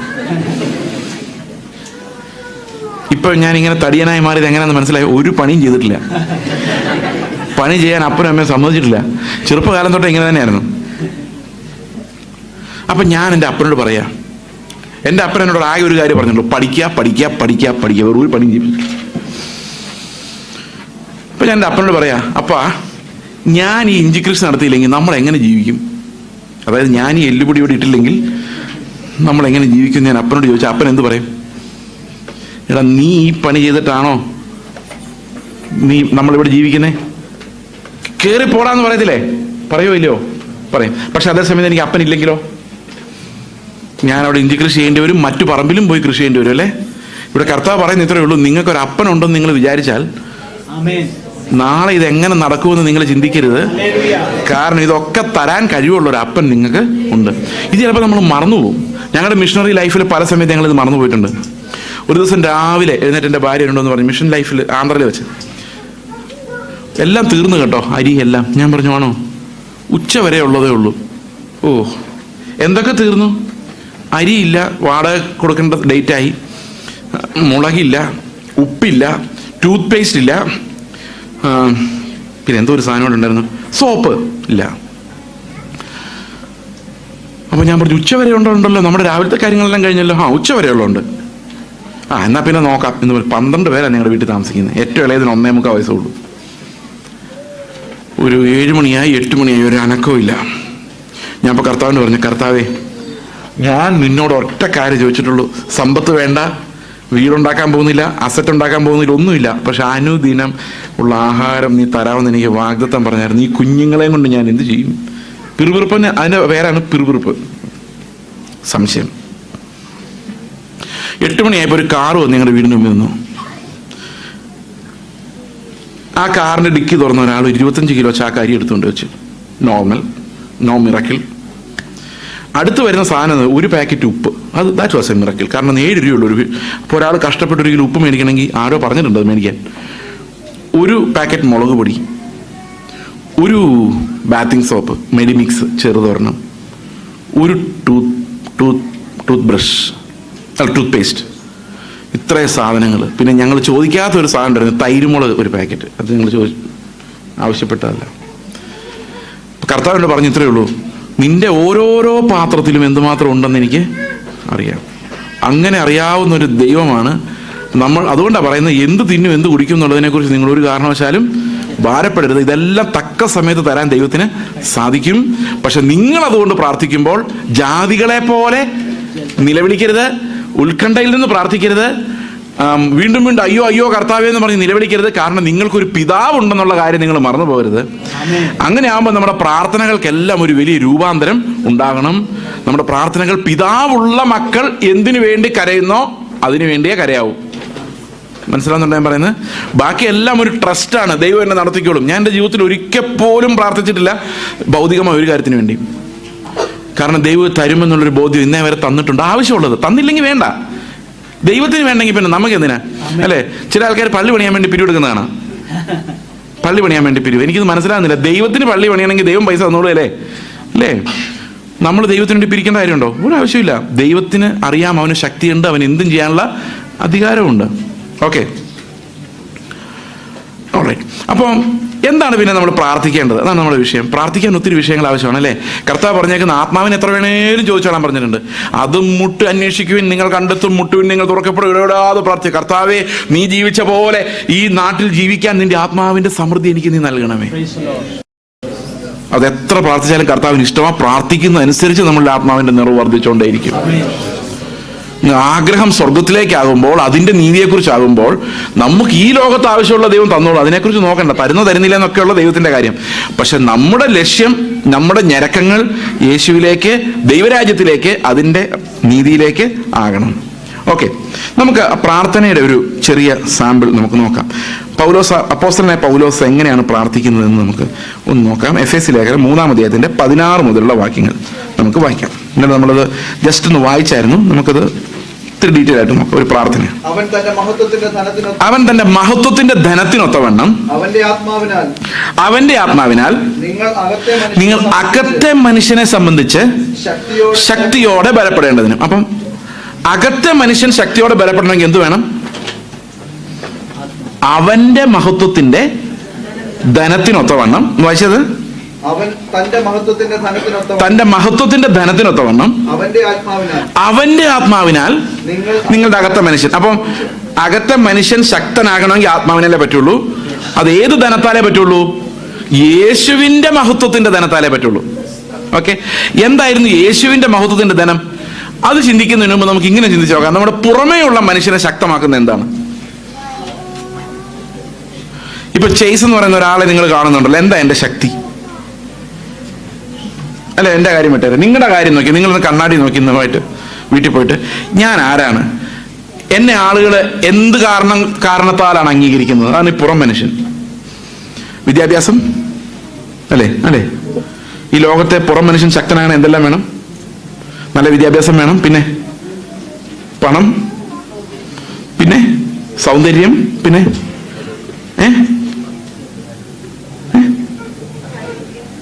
എന്തോ കേട്ടില്ല, പൊസിഷൻ, പദവി. പിന്നെ ഒരു വലിയ കാര്യം, അത് തന്നെ കുടുംബമഹിമ. അത് നമ്മൾ വിടുന്ന കേസല്ല. പ്രത്യേകിച്ച് മധ്യ തിരുവിതാംകൂറിൽ നിന്ന് വരുന്നവർക്ക് കുടുംബമഹിമ കഴിഞ്ഞിട്ടേ ഉള്ളൂ, ആകാശവും ഭൂമിയും പോലും. ഓക്കെ, ഇതെല്ലാം കൂടെ ചേർന്നാണ് നമ്മൾ എന്താകുന്നത്? ഈ ഞാനാകുന്നത്. ഈ മഹത്വം എല്ലാം നമുക്ക് ഈ ഭൂമിയിൽ നിന്ന് പറക്കാം. എവിടെ നിന്ന് കിട്ടുന്ന? ആത്മാവിൽ നിന്ന് വരുന്നതല്ല. ഇതെല്ലാം നമ്മൾ കഠിനാധ്വാനത്താലും പിന്നെ ഭാഗ്യത്താലും, അല്ലേ? നമുക്ക് കുടുംബമഹിമ എങ്ങനെ ഉണ്ടായത്? നിങ്ങൾ കഠിനാധ്വാനം ചെയ്ത് ഉണ്ടാക്കിയതാണോ? അല്ല, ഭാഗ്യം. ബാക്കി സാധനങ്ങളെല്ലാം, ഈ പുറം മനുഷ്യന്റെ എല്ലാ സൗഭാഗ്യങ്ങളും നമുക്ക് എങ്ങനെ വരുന്നത്? ഈ ഭൂമിയിൽ നിന്നാണ് വരുന്നത്. ആത്മാവിൽ നിന്നല്ല അത് വരുന്നത്, പ്രാണനിൽ നിന്നും ശരീരത്തിൽ നിന്നുമാണത് വരുന്നത്. ഈ മഹത്വം എല്ലാം താൽക്കാലികമാണ്. പുറമേ നിന്ന് വരുന്നതും കാണുന്നതുമായ എല്ലാ മഹത്വവും താൽക്കാലികമാണ്. എന്നാൽ യേശുവിന്റെ മഹത്വം എന്താണെന്നറിയോ? ആ മഹത്വത്തിന് വേണ്ടി നമ്മൾ പ്രാർത്ഥിക്കുന്നത്. അവന്റെ മഹത്വത്തിന്റെ ധനത്തിനൊത്തവണ്ണം ആത്മാവ് നമ്മുടെ ഹൃദയത്തെ സമ്പന്നമാക്കുമ്പോഴാണ് നമ്മുടെ അകത്തെ മനുഷ്യൻ ശക്തനാകുന്നത്. അപ്പൊ യേശുവിനുണ്ടായിരുന്ന മഹത്വം എന്തായിരുന്നു? നമുക്ക് നോക്കാം. യേശു സ്വർഗത്തിലിരിക്കുമ്പോൾ അവൻ വളരെ മഹത്വമുള്ളവനായ പുത്രനായിരുന്നു. ദൂതന്മാർ അവനെ ആരാധിച്ചുകൊണ്ടിരുന്നു. നമുക്കറിയാം, യെശയ്യാവിന്റെ പ്രവചന പുസ്തകത്തിൽ 6-ാം അധ്യായത്തിൽ ദൂതന്മാർ ആരാധിച്ചുകൊണ്ടിരുന്ന ആരെയാ? കർത്താവ് യേശു ക്രിസ്തുവിനെയാ. അത് യോഹന്നാന്റെ സുവിശേഷം 12-ാം അധ്യായത്തിൽ പറയുന്നുണ്ട്, യെശയ്യാവ് അവന്റെ തേജസ് കണ്ട് അവനെക്കുറിച്ച് പ്രവചിച്ചുകൊണ്ടാണ് ഇങ്ങനെ പറഞ്ഞതെന്ന്. അപ്പൊ യേശു ക്രിസ്തു അത്ര ആരാധ്യനായി സ്വർഗത്തിലിരുന്ന കർത്താവ് അതേ തേജസ്സോടെ ഈ ഭൂമിയിൽ വന്ന് ഇറങ്ങി ജീവിച്ചിരുന്നെങ്കിൽ നമ്മൾ ഒരാൾ പോലും കർത്താവിന്റെ മുമ്പിൽ പോയി നിൽക്കാൻ പറ്റുമായിരുന്നോ? മനസ്സിലാവുന്നുണ്ടോ പറയുന്നത്? എല്ലാം ബോധം കിട്ടുപോയനെ. അതുകൊണ്ട് കർത്താവ് ഈ ഭൂമിയിലേക്ക് വന്നപ്പോൾ അവനൊരു ചെറിയ മാറ്റം ആ തേജസ്സിൽ വരുത്തി. അതെന്താ നമുക്ക് നോക്കാം. യോഹന്നാന്റെ സുവിശേഷം 1-ാം അധ്യായത്തിന്റെ 14-ാം വാക്യം. വചനം ജഡമായി തീർന്നു, കൃപയും സത്യവും നിറഞ്ഞവനായി നമ്മുടെ ഇടയിൽ പാർത്തു. ഞങ്ങൾ അവന്റെ തേജസ് കണ്ടോ? തേജസ്, മഹത്വം എങ്ങനെ കണ്ടു? പിതാവിൽ നിന്ന് ഏകജാതനായവന്റെ തേജസ്സായി കണ്ടു. അപ്പൊ യേശു വന്നപ്പോ ഭയങ്കര തേജസ്സോടെയാണോ വന്നത്? അല്ല.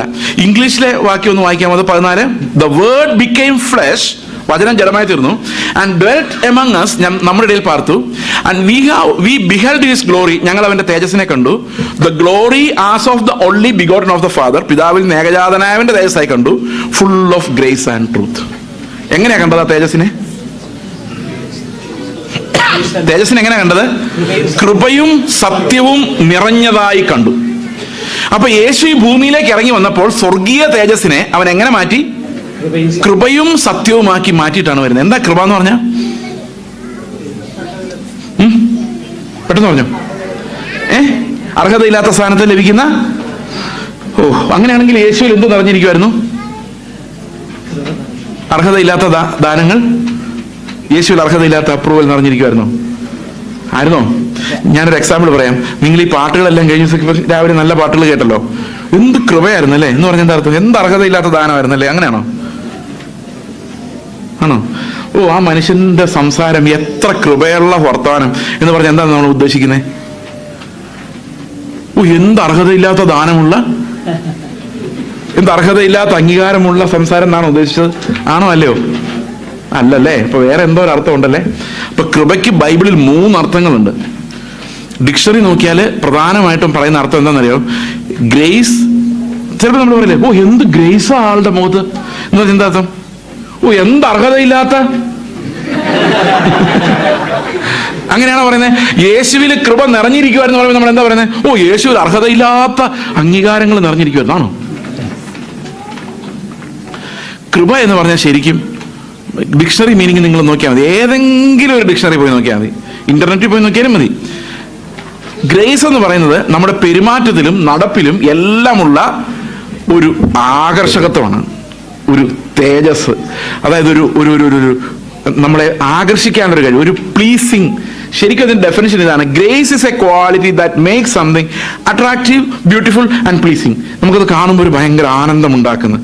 ചിലരുടെ ചിരി കാണുമ്പോൾ ഒരു ആനന്ദം ഉണ്ടാവും, നല്ല ചിരി എന്ന് പറയും. കാരണം അതൊരു ഹൃദയം തുറന്ന ചിരിയാണ് ഞാൻ ഉദ്ദേശിച്ചത്. ഹൃദയം തുറന്ന ചിരി കാണുന്ന രസമാണ് അല്ലെ? വക്രിച്ച ചിരികളെക്കാളും കളിപ്പിക്കുന്ന ചിരികളെക്കാളും രസമാണ് എന്തിന്? ഹൃദയം തുറന്ന ചിരി.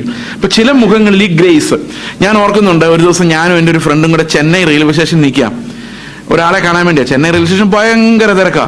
അപ്പൊ ഞങ്ങളിങ്ങനെ തിരക്ക് പിടിച്ച റെയിൽവേ സ്റ്റേഷനിൽ നിൽക്കുമ്പോൾ എൻ്റെ കൂടെയുള്ള ഒരു മിഷണറി പുള്ളി പറഞ്ഞു, ദേ ആ ഗേറ്റ് തുറന്ന് നടന്നു വരുന്ന 3-ാമത്തെ അവനാണ് നമ്മൾ കാണാനിരിക്കുന്നത്. ഞാൻ പറഞ്ഞു, അതെങ്ങനെ അറിയാം? നമ്മൾ ഇതുവരെ മുമ്പ് കണ്ടിട്ടില്ലോ. മീശ ഉണ്ട് താനും, വെള്ള ഷർട്ടല്ല ടീഷർട്ടാ. ഞാൻ പറഞ്ഞു, ഇതെങ്ങനെ മനസ്സിലായി? പുള്ളി നിങ്ങൾ നോക്കിക്കോ, ആള് തന്നെയാണ്. അടുത്ത് വന്നപ്പോൾ ആള് തന്നെയാണ്. ഇതെങ്ങനെ മനസ്സിലായി എന്ന് ചോദിച്ചാൽ പുള്ളി പറയാ, അയാളുടെ മുഖം നോക്കി അറിയാൻ മേലെ, അയാളുടെ മുഖത്തൊരു തേജസ് ഉണ്ട്. ഞാൻ നോക്കിയിട്ട് കണ്ടില്ല കേട്ടോ, സത്യമായിരുന്നു. ഇത് യേശുവിന്റെ തേജസ് എന്ന് പറയുന്നത് ഭയങ്കര ഒരു അട്രാക്ഷൻ ആയിരുന്നു. ഒരു മനുഷ്യനും അവനെ വിട്ടുപോകാൻ തോന്നാത്ത പോലെ. 2 ദിവസമായാലും 3 ദിവസമായാലും അവൻ്റെ വചനം അങ്ങ് കേട്ടുകൊണ്ടിരിക്കാൻ തോന്നുമായിരുന്നു. ഇപ്പം നിങ്ങൾ എൻ്റെ വചനം അങ്ങനെ കേട്ടുകൊണ്ടിരിക്കില്ല, കാരണം എനിക്ക് ആ കൃപയില്ല. യേശു അങ്ങനെയായിരുന്നു. Yeshu was full of grace. Full of grace മാത്രമല്ല, അവൻ പറഞ്ഞത് മുഴുവൻ സത്യമായിരുന്നു. ട്രൂത്തും കറക്റ്റ്നെസ്സും തമ്മിൽ വ്യത്യാസമുണ്ട്. ഞാൻ കഴിഞ്ഞ ദിവസം ഒരു എക്സാമ്പിൾ അതിനുവേണ്ടി പറഞ്ഞായിരുന്നു. ഈ കറക്റ്റ്നെസ് എന്ന് പറഞ്ഞാൽ ഓരോ സ്ഥലത്തും അതിനൊരു പശ്ചാത്തലമുണ്ട്. ഒരു പശ്ചാത്തലത്തിൽ അത് ശരി അല്ലേ. ഇവിടെ വരുമ്പോൾ നിങ്ങളെ പുകഴ്ത്തി പറയുന്നത് ശരി, അപ്പുറത്ത് ചെല്ലുമ്പോൾ അപ്പുറത്തുള്ളവരെ പുകഴ്ത്തി പറയുന്നത് ശരി. സത്യം എന്തോ? ഇന്ന് ഈ ഭൂമിയിൽ മൊത്തം ഈ ശരികളുടെ കാലമാണ്. ഞാൻ ഓർക്കുന്നുണ്ട് 1995 ജനുവരി മാസം 1-ാം തീയതി ദ ഹിന്ദു പത്രത്തിൽ അന്ന് ഒരു ഫോളിയോ എന്ന് പറഞ്ഞൊരു ആർട്ട് സെക്ഷൻ കൊടുക്കുമായിരുന്നു. അപ്പൊ അതിനകത്ത് ഞാൻ അന്ന് വന്നൊരു ആർട്ടിക്കിൾ ഞാൻ ഇപ്പോൾ ഓർക്കുന്നുണ്ട്. ഒരു തമിഴ്നാട്ടിൽ മദ്രാസിലും കണ്ടൊരു ബ്രാഹ്മൺ പെൺകുട്ടി, അവളുടെ വീട്ടിലെ നോൺ വെജിറ്റേറിയന്റെ കാര്യം ആരെങ്കിലും പറഞ്ഞോളൂ, അപ്പൊ തന്നെ വൊമിറ്റ് ചെയ്യും. സെക്കൻഡിൽ വൊമിറ്റ് ചെയ്യും. ഭയങ്കര ഇറിറ്റേഷനാ. പക്ഷെ കൂട്ടുകാരുടെ കൂടെ പോയിരുന്ന് ബീഫും ചിക്കനും എല്ലാം കഴിക്കും, നോ പ്രോബ്ലം. ഇത് മനഃപൂർവ്വമല്ല, അഭിനയമല്ല, അങ്ങനെയാണ്. കാരണം എവിടെയാണോ നമ്മൾ ഫിറ്റ് ആകുന്നത് അവിടെ ബെസ്റ്റ് ആവുക. അതാണ് അവിടെ അത് ശരി, ഇവിടെ ഇത് ശരി. അത് ഞാൻ കഴിഞ്ഞ ദിവസം പറഞ്ഞ ടീച്ചർമാർ ചോദിക്കുമ്പം പരിണാമം അത് ശരി, അവിടെ 2 മാർക്ക്. സൺഡേ സ്കൂളിൽ ചോദിക്കുമ്പം ദൈവം സൃഷ്ടിച്ചത് അവിടെ 2 മാർക്ക്. അവിടെ അത് ശരി, ഇവിടെ ഇത് ശരി. സത്യം. പക്ഷെ യേശു പറഞ്ഞതെല്ലാം സത്യമാണ്. സത്യം എന്ന് പറഞ്ഞാൽ അതിന് മാറ്റമില്ല. ടൈം കൊണ്ട് മാറാൻ പറ്റാത്തതിനാണ് സത്യം എന്ന് പറയുന്നത്. അപ്പൊ കർത്താവ് സത്യമായത് മാത്രം തിരഞ്ഞെടുക്കുകയും സത്യം മാത്രം പറയുകയും, ശരികളല്ല, താൽക്കാലിക ശരികളല്ല, പെർമനന്റ് സത്യങ്ങൾ മാത്രം. അതാ കർത്താവ് പറഞ്ഞത്, ഞാൻ പറയുന്നത് സത്യമാണ്, അത് നിങ്ങളെ വിടുവിക്കും. നിങ്ങൾ ശരിയറിഞ്ഞല്ല നിങ്ങൾ രക്ഷപ്പെടുന്നത്, സത്യം നിങ്ങൾ അറിയുകയും സത്യം നിങ്ങളെ സ്വതന്ത്രരാക്കുകയും ചെയ്യും. അപ്പോൾ ആ സത്യം പറയുന്ന ആൾക്ക് ഭയങ്കര കൃപയായിരുന്നത് കൊണ്ട് ഏത് കൊച്ചിനും യേശുവിന്റെ അടുത്തേക്ക് ഓടി ചെല്ലാൻ കഴിയുമായിരുന്നു. ഈ കൃപയും സത്യവുമാണ്. സത്യം എന്തിനെ കാണിക്കുന്നു? അവന്റെ ദൈവത്വത്തെയാണ് കാണിക്കുന്നത്, ഇറ്റേണിറ്റിയാണ് കാണിക്കുന്നത്. കാരണം അലീത്യ എന്നുള്ള ഗ്രീക്ക് വാക്ക് സമയം കൊണ്ട് മാറാത്തത് എന്നാണ് സൂചിപ്പിക്കുന്നത്. കൃപ എന്ന് പറഞ്ഞാൽ അവന്റെ മനോഹരത്വമാണ്. ഇത് രണ്ടും കൂടെ ഈ ശിഷ്യന്മാർ എപ്പോഴും കണ്ടോണ്ടിരിക്കുക. അവർ പറയാ, പിതാവിൽ നിന്ന് ഏകജാതനായവന്റെ തേജസ് ഞങ്ങൾ കണ്ടത് എങ്ങനെയാണ്? ഈ കൃപയാലാണ്. 16-ാം വാക്യം നോക്കിയേ. അവന്റെ കൃപയുടെ നിറവിൽ നിന്ന് നാം ഓരോരുത്തരും കൃപയുടെ മേൽ കൃപ പ്രാപിച്ചിരിക്കുന്നു എന്ന് പറഞ്ഞാൽ അതിനർത്ഥം യേശുവിന്റെ കൂടെ നമ്മൾ നടക്കുമ്പോൾ യേശു സംസാരിച്ച രീതി, യേശു ഓരോ പ്രശ്നങ്ങളെ സമീപിക്കുന്ന രീതി അല്ലെ. പണ്ടൊരു ബുക്ക് ഉണ്ടായിരുന്നു, കൊസുക്കി കൊയാമ എന്ന് പറഞ്ഞൊരു ജപ്പാൻ തിയോളജിയൻ എഴുതിയൊരു ബുക്ക്. എൻ്റെ പേര് 3 മൈൽ ആൻഡ് അവർ ഗോഡ് എന്ന. 3 മൈൽ ആൻഡ് അവർ ഗോഡ്. ഞാനിതിൻ്റെ ബുക്കിൻ്റെ കവർ മാത്രമേ കണ്ടിട്ടുള്ളൂ, മറിച്ചു പോലും നോക്കിയിട്ടില്ല. ഞങ്ങളുടെ ബൈബിൾ കോളേജിലെ ലൈബ്രറിയിൽ ബുക്ക് ഇരിപ്പുണ്ടായിരുന്നു. ഒരു ദിവസം ഞാൻ ഇങ്ങനെ ബസ്സിൽ പോകുമ്പോൾ ആലോചിക്കുന്നത്, എന്താ ഈ 3 mile and hour God, 100 mile and hour car അല്ലെ, 800 miles kilometres per hour aeroplane. പക്ഷെ ദൈവത്തിന്റെ സ്പീഡ് പറയാണ് എന്താ? 3 മൈൽ പെർ മണിക്കൂർ. അടുത്തത് എന്താ ഇങ്ങനെ പറഞ്ഞേക്കുന്നത്? പിന്നെയാണ് ഞാൻ ആലോചിക്കുന്നത്, 1 മണിക്കൂറിൽ 3 മൈൽ പോകുന്നത് എന്താ? 1 മണിക്കൂറിൽ 3 മൈൽ പോകുന്ന ആരാ? മനുഷ്യന്റെ സ്വാഭാവികമായ നടത്തത്തിന്റെ സ്പീഡ് അത് അല്ലേ. നമ്മൾ സ്വാഭാവിക സ്പീഡിൽ നടന്നാൽ 1 മണിക്കൂറിൽ 3 മൈൽ പോകും, അല്ല 5-5.5 കിലോമീറ്റർ പോകും. അതാണ് നമ്മുടെ സ്പീഡ്. ദൈവത്തിന്റെ സ്പീഡ് അത് തന്നെയാന്ന് പറഞ്ഞാൽ എന്താ അർത്ഥം? ദൈവം ആരുടെ സ്പീഡിൽ നടക്കുന്നു? നമ്മുടെ സ്പീഡിൽ നടക്കുന്നു. എന്തുകൊണ്ട് നടക്കുന്ന അറിയോ? നമ്മുടെ കുഞ്ഞുങ്ങളെ നടക്കാൻ പഠിപ്പിക്കുമ്പോൾ നമ്മുടെ സ്പീഡിൽ കുഞ്ഞ് നടക്കുവാണോ, കുഞ്ഞിന്റെ സ്പീഡിൽ നമ്മൾ നടക്കണോ? എങ്ങനെയാ? അപ്പൊ ദൈവം ചില പ്രശ്നങ്ങൾ നമ്മളെ പറത്തിക്കൊണ്ട് പോകാത്തത് എന്താ? ദൈവം നമ്മളെ കൈപിടിച്ചുകൊണ്ട് പറയും, നീ നടക്കുന്ന പുറകെ ഞാൻ നടക്കാം, ഞാൻ പോകുന്ന സ്പീഡിൽ നീ വരണ്ട. എന്താ കാരണം? യേശു എങ്ങനെയാണ് ഇതിനെ ഓരോന്നിനെ അതിജീവിച്ചത് ഞാൻ പഠിച്ചു വരുമ്പം എൻ്റെ രീതികളിൽ, എൻ്റെ മുഖഭാവത്തിൽ, എൻ്റെ സ്നേഹത്തിലെല്ലാം യേശുവിൻ്റെ ഒരു സ്റ്റാമ്പ് പതുക്കെ കാണാൻ തുടങ്ങും. അതിനാണ് ഈ കൃപ എന്ന് പറയുന്നത്. ദീർഘനാൾ കർത്താവിൻ്റെ പിന്നാലെ നടക്കുന്നവര്, പക്ഷെ പുറമേ അവൻ്റെ ദേഹം ക്ഷയിച്ച് വന്നാലും യകമേ ഈ കൃപ വർദ്ധിക്കും. എന്താ കൃപ? ആ തേജസിന്റെ ഇക്വലന്റ് ആണ് കൃപ. അവസാനം കർത്താവിന്റെ കാഹളനാദം കേൾക്കുമ്പോൾ നമ്മൾ എന്തുമാത്രം കൃപ കർത്താവിൽ നിന്ന് പ്രാപിച്ചിട്ടുണ്ടോ അതെല്ലാം നമുക്കൊരു തേജസ്സായി, പ്രകാശമായി അല്ലെ, വലിയ ഗ്ലോറിയിലേക്ക് നമ്മൾ പോകും. ഈ മഹത്വം, യേശു തിരഞ്ഞെടുക്കുന്ന ആ ലൈഫിന്റെ മഹത്വം, ലോകത്തെ റിജക്ട് ചെയ്യുമ്പോൾ കിട്ടുന്ന മഹത്വം, ആളുകളാൽ നിന്ദിക്കപ്പെടുമ്പോൾ കിട്ടുന്ന മഹത്വം, പിതാവിനാൽ അംഗീകരിക്കപ്പെടുമ്പോൾ കിട്ടുന്ന മഹത്വം, ആ മഹത്വത്തിന്റെ ധനമാണ് അകത്തെ മനുഷ്യനെ ബലപ്പെടുത്തുന്നത്. യേശു എന്തൊക്കെയാണോ ഈ ലോകത്ത് തിരഞ്ഞെടുത്തത്, ആ തെരഞ്ഞെടുപ്പുകളിലേക്ക് നമ്മൾ പോകുമ്പോഴാണ് അകത്തെ മനുഷ്യൻ ശക്തിയോടെ ബലപ്പെടുന്നത്. നമ്മൾ ഏത് മനുഷ്യനെ ബലപ്പെടുത്താൻ വേണ്ടിയാണ് പ്രാർത്ഥിക്കുന്നത്? നമ്മൾ പ്രാർത്ഥിക്കുന്നത് എന്തിനാ? ഉപവാസ പ്രാർത്ഥന എന്തിനാ എടുക്കുന്നത്? പ്രവാചകന്മാർ എന്താ എന്ന് പറയുന്നത്? പുറം മനുഷ്യനോടാണോ അകം മനുഷ്യനോടാണോ സംസാരിക്കുന്നത്? നിങ്ങൾ ശോധന ചെയ്താൽ മതി. അടുത്ത വാക്യം വായിച്ചോ. എഫേസ്യ ലേഖനം 3:17. ഞങ്ങൾ അവന്റെ തേജസ് പിതാവിൽ നിന്ന് എഫേസ്യ ലേഖനം 3:17. ക്രിസ്തു വിശ്വാസത്താൽ നിങ്ങളുടെ ഹൃദയങ്ങളിൽ വസിക്കേണ്ടതിന്. നമുക്കൊരു കാര്യം അറിയാം, സർവകാലവും സർവ്വലോകത്തിനു മുമ്പേ നമ്മളെ കർത്താവിൽ തെരഞ്ഞെടുത്തു. അപ്പോൾ ഇങ്ങനെയാണ് ഞാൻ കഴിഞ്ഞ ദിവസം കാണിച്ച ഇങ്ങനെയാണ്. ക്രിസ്തുവിൽ നമ്മളെ തെരഞ്ഞെടുത്തു. നമ്മൾ എവിടെയുണ്ട്? ക്രിസ്തുവിലുണ്ട്. ഇത് വിശ്വാസത്താലല്ല, ഇത് കൃപയാല. നമുക്കൊരു പിടിയില്ലായിരുന്നു, വിശ്വസിക്കാനുള്ള കഴിവില്ലായിരുന്നു, ജനിച്ചിട്ടില്ലായിരുന്നു, നമുക്കൊന്നും അറിവില്ലായിരുന്നു, ഭൂമി പോലും ഉണ്ടായിട്ടില്ലായിരുന്നു, സമയം പോലും ഉണ്ടായിട്ടില്ലായിരുന്നു. ആ സമയത്ത് ദൈവം നമ്മളെ ക്രിസ്തുവിൽ തെരഞ്ഞെടുത്തു. എന്നാൽ ക്രിസ്തു നമ്മളിൽ വസിക്കുന്ന എപ്പോ തൊട്ടാ? അതിനൊരു ടൈമുണ്ട്. നമ്മൾ എപ്പോൾ വിശ്വസിക്കുന്നോ അപ്പോൾ തൊട്ടാ. അപ്പൊ ക്രിസ്തു നമ്മളിൽ വസിക്കേണ്ടതിന്, ആ വാക്യം ഒന്ന് വായിച്ചേ. ക്രിസ്തു വിശ്വാസത്താൽ നിങ്ങളുടെ ഹൃദയങ്ങളിൽ വസിക്കേണ്ടതിന് വരം നൽകണമെന്ന്. അപ്പം ക്രിസ്തു നമ്മുടെ ഹൃദയങ്ങളിൽ വസിക്കുന്നുണ്ടോ? ഉണ്ടോ ഇല്ലയോ? നിങ്ങൾ പറഞ്ഞേ. പിന്നെ എന്തിനാ ഈ വരം നൽകാൻ പ്രത്യേകിച്ച് പ്രാർത്ഥിക്കുന്നേ? ക്രിസ്തു നമ്മുടെ ഹൃദയത്തിൽ വന്നിട്ടില്ലേ? ക്രിസ്തു നിങ്ങളുടെ ഹൃദയത്തിൽ വന്നിട്ടുണ്ടാവാം, പക്ഷെ വസിക്കുന്നുണ്ടോ എന്നുള്ള കാര്യമാണ് പ്രശ്നം. രാവിലെ പ്രാർത്ഥിക്കുന്ന സമയത്ത് കുറച്ചു നേരം കാണും, പിന്നെ വൈകിട്ട് പ്രാർത്ഥിക്കുന്ന സമയത്ത് കാണും, ചർച്ച വന്നിരിക്കുന്ന സമയത്ത് കാണും. അല്ലാത്ത സമയത്ത് ആരാ ഇപ്പൊ ഞാൻ നിങ്ങളുടെ വീട്ടിൽ വന്നാല് ഡൈനിങ് റൂമിൽ ഇരിക്കുന്നു, ചായ കുടിക്കുന്നു, ആഹാരം കഴിക്കുന്നു, പോകുന്നു, അല്ലേ? ഇത്രേ പറ്റുള്ളൂ. കാരണം ഞാൻ വസിക്കുന്നില്ല. ഞാൻ എന്ത് ചെയ്യുന്നുള്ളൂ? വിസിറ്റ് ചെയ്യുന്നുള്ളൂ. വസിക്കുവാണെങ്കിലോ എല്ലാ മുറിയിലും ഞാൻ ചിലപ്പം കയറുന്നുണ്ട്. കാരണം അത് വസിക്കുന്നതിന്റെ പ്രത്യേകത. യേശു നമ്മുടെ ഹൃദയത്തിൽ വസിക്കുവാണെങ്കിലോ നമ്മുടെ എല്ലാ ഹൃദയത്തിന്റെ ഉള്ളറയിലും ആരായിരിക്കും? കർത്താവായിരിക്കും. അത് വിശ്വാസം ഉണ്ടെങ്കിൽ മാത്രമേ നമുക്ക് സാധിക്കുകയുള്ളൂ. നമ്മുടെ എല്ലാ ജീവിത മേഖലകളിലും യേശു നമുക്ക് പകരക്കാരനായി വരുന്നത് വിശ്വാസത്താലാണ്. അത് ഓരോ സമയത്തും നമ്മൾ എക്സർസൈസ് ചെയ്യേണ്ട ഫെയ്ത്താണ്. നമ്മൾ ഓരോരുത്തരോട് സംസാരിക്കുമ്പോഴും ജീവിതത്തിന്റെ ഓരോ മേഖലകളിലും കർത്താവ് നമുക്ക് രാജാവായി വരുന്നതിന് വേണ്ടിയാണ് നമ്മൾ പ്രാർത്ഥിക്കുന്നത്. ഇപ്പൊ പ്രാർത്ഥനയിൽ അവന്റെ രാജത്വം, അവന്റെ വാസം നമ്മളിൽ ഓരോ മുറിയിലും, ഹൃദയത്തിന്റെ ഓരോ മുറിയിലും കർത്താവ് അധികാരമുള്ളവനായിരിക്കുന്നതിന് വേണ്ടിയാണ് നമ്മൾ പ്രാർത്ഥിക്കുന്നത്. അടുത്ത വാക്യം, നിങ്ങൾ സ്നേഹത്തിൽ വേരൂന്നി. ഇതൊരു വളരെ പ്രധാനപ്പെട്ട കാര്യമാണ്, ഈ സ്നേഹം എന്ന് പറയുന്നത്. യോഹന്നാന്റെ ലേഖനങ്ങളും സുവിശേഷവും നിങ്ങൾ വായിച്ചാൽ ഏറ്റവും കൂടുതൽ ആവർത്തിക്കപ്പെട്ടിരിക്കുന്ന ഒരു പ്രബോധനം എന്ന് പറയുന്നത് പരസ്പരം സ്നേഹിക്കുക എന്നുള്ളതാണ്. അതെന്താ അങ്ങനെ വന്നതെന്ന് ഞാൻ ആലോചിച്ചിട്ടുണ്ട്. അതിന്റെ കാരണം ഇതാണ്. ഏറ്റവും പ്രായമായ അപ്പോസ്തലനായിരുന്നു യോഹന്നാൻ. അതുപോലെ യേശു ഏറ്റവും കൂടുതൽ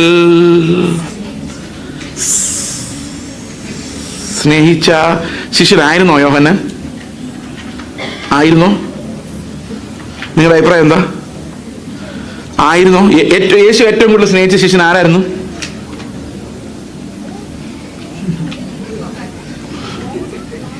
പറ. ആയിരുന്നോ? നോ. ആർക്ക് പറയാം? യോഹന്നാനല്ല. ആർക്ക് പറയാം? നോ. നിങ്ങളൊന്നും വിചാരിക്കില്ലെങ്കിൽ ഞാൻ സത്യം തുറന്നു പറയാം, അത് ഞാനാ.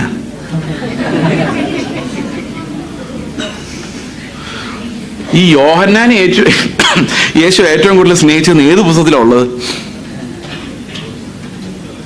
യോഹന്നാന്റെ പുസ്തകത്തിലാണ് ഉള്ളത്. ഞാനൊരു പുസ്തകം എഴുതിയായിരുന്നെങ്കിൽ ഉറപ്പായിട്ടും യേശു ഏറ്റവും കൂടുതൽ സ്നേഹിച്ച് എന്നെന്ന് എഴുതിയാണ്. അതിന്റെ കാര്യം എന്ന് വെച്ച് കഴിഞ്ഞാൽ, ഈ യോഹന്നാൻ നോക്കുമ്പം പത്രോസിനെയൊക്കെ സ്നേഹിക്കാൻ യേശുവിനെ പാടുന്നില്ല. നല്ല പത്രോസ്, അങ്ങനെയല്ലേ നമ്മളെല്ലാവരെയും കാണുന്നത്.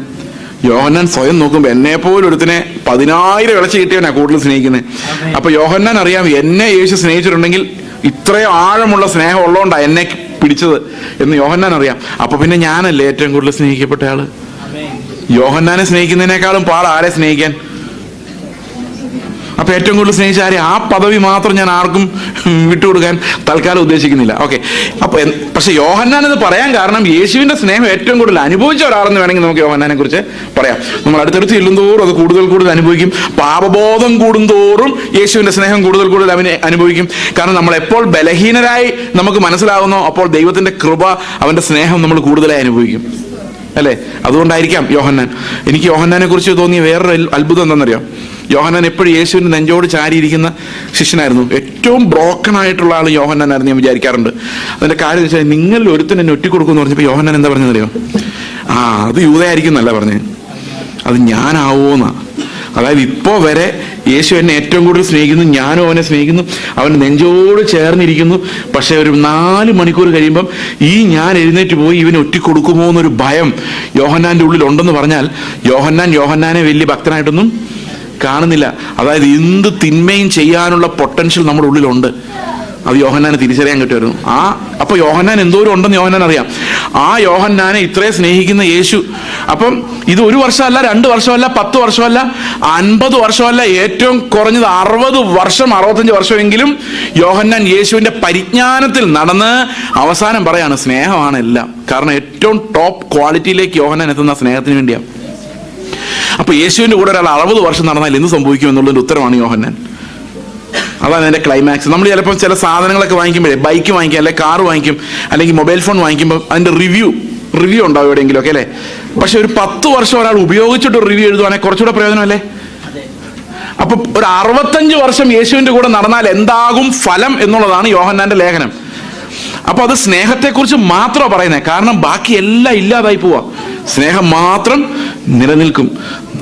തികഞ്ഞ സ്നേഹത്തിലേക്കാണ് നമ്മൾ വളർന്ന് യേശുവിനെ പോലെ ആകുന്നത്. അതാണ് ഇവിടെ പറഞ്ഞിരിക്കുന്നത്, നിങ്ങൾ സ്നേഹത്തിൽ വേരൂന്നി അടിസ്ഥാനപ്പെട്ടവരായി. അടുത്ത വാക്യം, വീതിയും നീളവും ഉയരവും ആഴവും എന്താ എന്ന് സകല വിശുദ്ധന്മാരോടും കൂടെ ഗ്രഹിക്കാൻ. അതെന്താ സാധനം? നമ്മൾ എങ്ങനെ യേശുവിന്റെ സ്നേഹത്തിന്റെ നീളവും വീതി അറിയുന്നത്? ഇപ്പൊ സഭയിൽ ഒരു സഹോദരൻ ഇത്തിരി ഉടക്കുണ്ടാക്കുന്ന സഹോദരൻ വരുമ്പോഴാണ് നമ്മൾ അറിയുന്നത്, ഇത്രയും വീതിയായിരുന്നോ യേശുവിന്റെ സ്നേഹത്തിന്, അല്ലേ? അപ്പൊ അവനെ സ്നേഹിക്കുമ്പോൾ നമുക്കറിയാം യേശുവിന്റെ സ്നേഹത്തിന്റെ വീതി എന്താന്ന്. വേറൊരാള് മഹാദുർഘടം പിടിച്ച് എന്ത് പറഞ്ഞാലും അനുസരിക്കാത്ത ഒരാളായിരിക്കും. അവനെ യേശു സ്നേഹിച്ചെന്ന് മനസ്സിലാക്കുമ്പോഴാ, അവനെ ഞാനും കൂടെ സ്നേഹിക്കാൻ തുടങ്ങുമ്പോഴാ യേശു എന്ത് ആഴത്തിലോട്ട് പോയിട്ടാണ് ഇവനെ സ്നേഹിച്ചതെന്ന്. അപ്പൊ ഒരു സഭയിൽ തന്നെ പലതരം വിശ്വാസികൾ വരുന്നത് എന്തിനാന്ന് മനസ്സിലായോ? എന്തിനാ? നമ്മുടെ സഭയിൽ നല്ല വിശ്വാസികൾ മാത്രം മതിയോ? എല്ലാരും നല്ല വിശ്വാസികളാകണം, പക്ഷെ ഇടയ്ക്കിടയ്ക്ക് ആരും വരും ഈ നമ്മുടെ സ്നേഹത്തിന്റെ പരിമിതികൾ വർദ്ധിപ്പിക്കാൻ വേണ്ടി. നമുക്ക് സ്നേഹിക്കാൻ പ്രയാസമുള്ളവർ നമ്മുടെ വീട്ടിലും സഭകളിലും എല്ലാം ദൈവം അയക്കും. അതിന് എന്തിനു വേണ്ടി അത് അയക്കുന്നത്? യേശു എങ്ങനെയാണ് ഈ പാപികളെ സ്നേഹിക്കുന്നത് നമുക്ക് മനസ്സിലാകാൻ വേണ്ടിയാണ്. ആ പരിജ്ഞാനം നമുക്കുണ്ടാകാൻ വേണ്ടി. അടുത്ത വാക്യം, പരിജ്ഞാനത്തെ കവിയുന്ന ക്രിസ്തുവിന്റെ സ്നേഹത്തെ അറിയുവാനും പ്രാപ്തരാവുകയും. ഈ പരിജ്ഞാനത്തെ കവിയുന്ന സ്നേഹം എന്ന് പറഞ്ഞാൽ എന്താ അർത്ഥം? എന്നോട് ഒരാൾ കഴിഞ്ഞ ദിവസം പറഞ്ഞ, ചേസ് ബ്രദർ എന്നെ ആൾക്കാർ പറ്റിക്കും. ഞാൻ പറഞ്ഞു, എന്താ ഉദ്ദേശം? അതെ, ആൾക്കാരെ വിവേചിക്കണം. ആൾക്കാരെ വിവേചിച്ചേ നമ്മൾ സ്നേഹിക്കാവൂ. സമ്മതിച്ചോ? നിങ്ങൾ എഗ്രി ചെയ്യുന്നുണ്ടോ എന്നോട്? അവൻ പറ്റിക്കും എന്ന് പറഞ്ഞാൽ പറ്റിക്കും, അതുകൊണ്ട് അവനെ സ്നേഹിക്കുന്നത് സൂക്ഷിച്ചു വേണം. ഞാൻ പറഞ്ഞു, ലോകത്ത് ഈ 45 വയസ്സിനിടയിൽ എന്നെ ഒരാളും പറ്റിച്ചിട്ടില്ല. സത്യമാണ്. എന്തുകൊണ്ടാണെന്നറിയോ?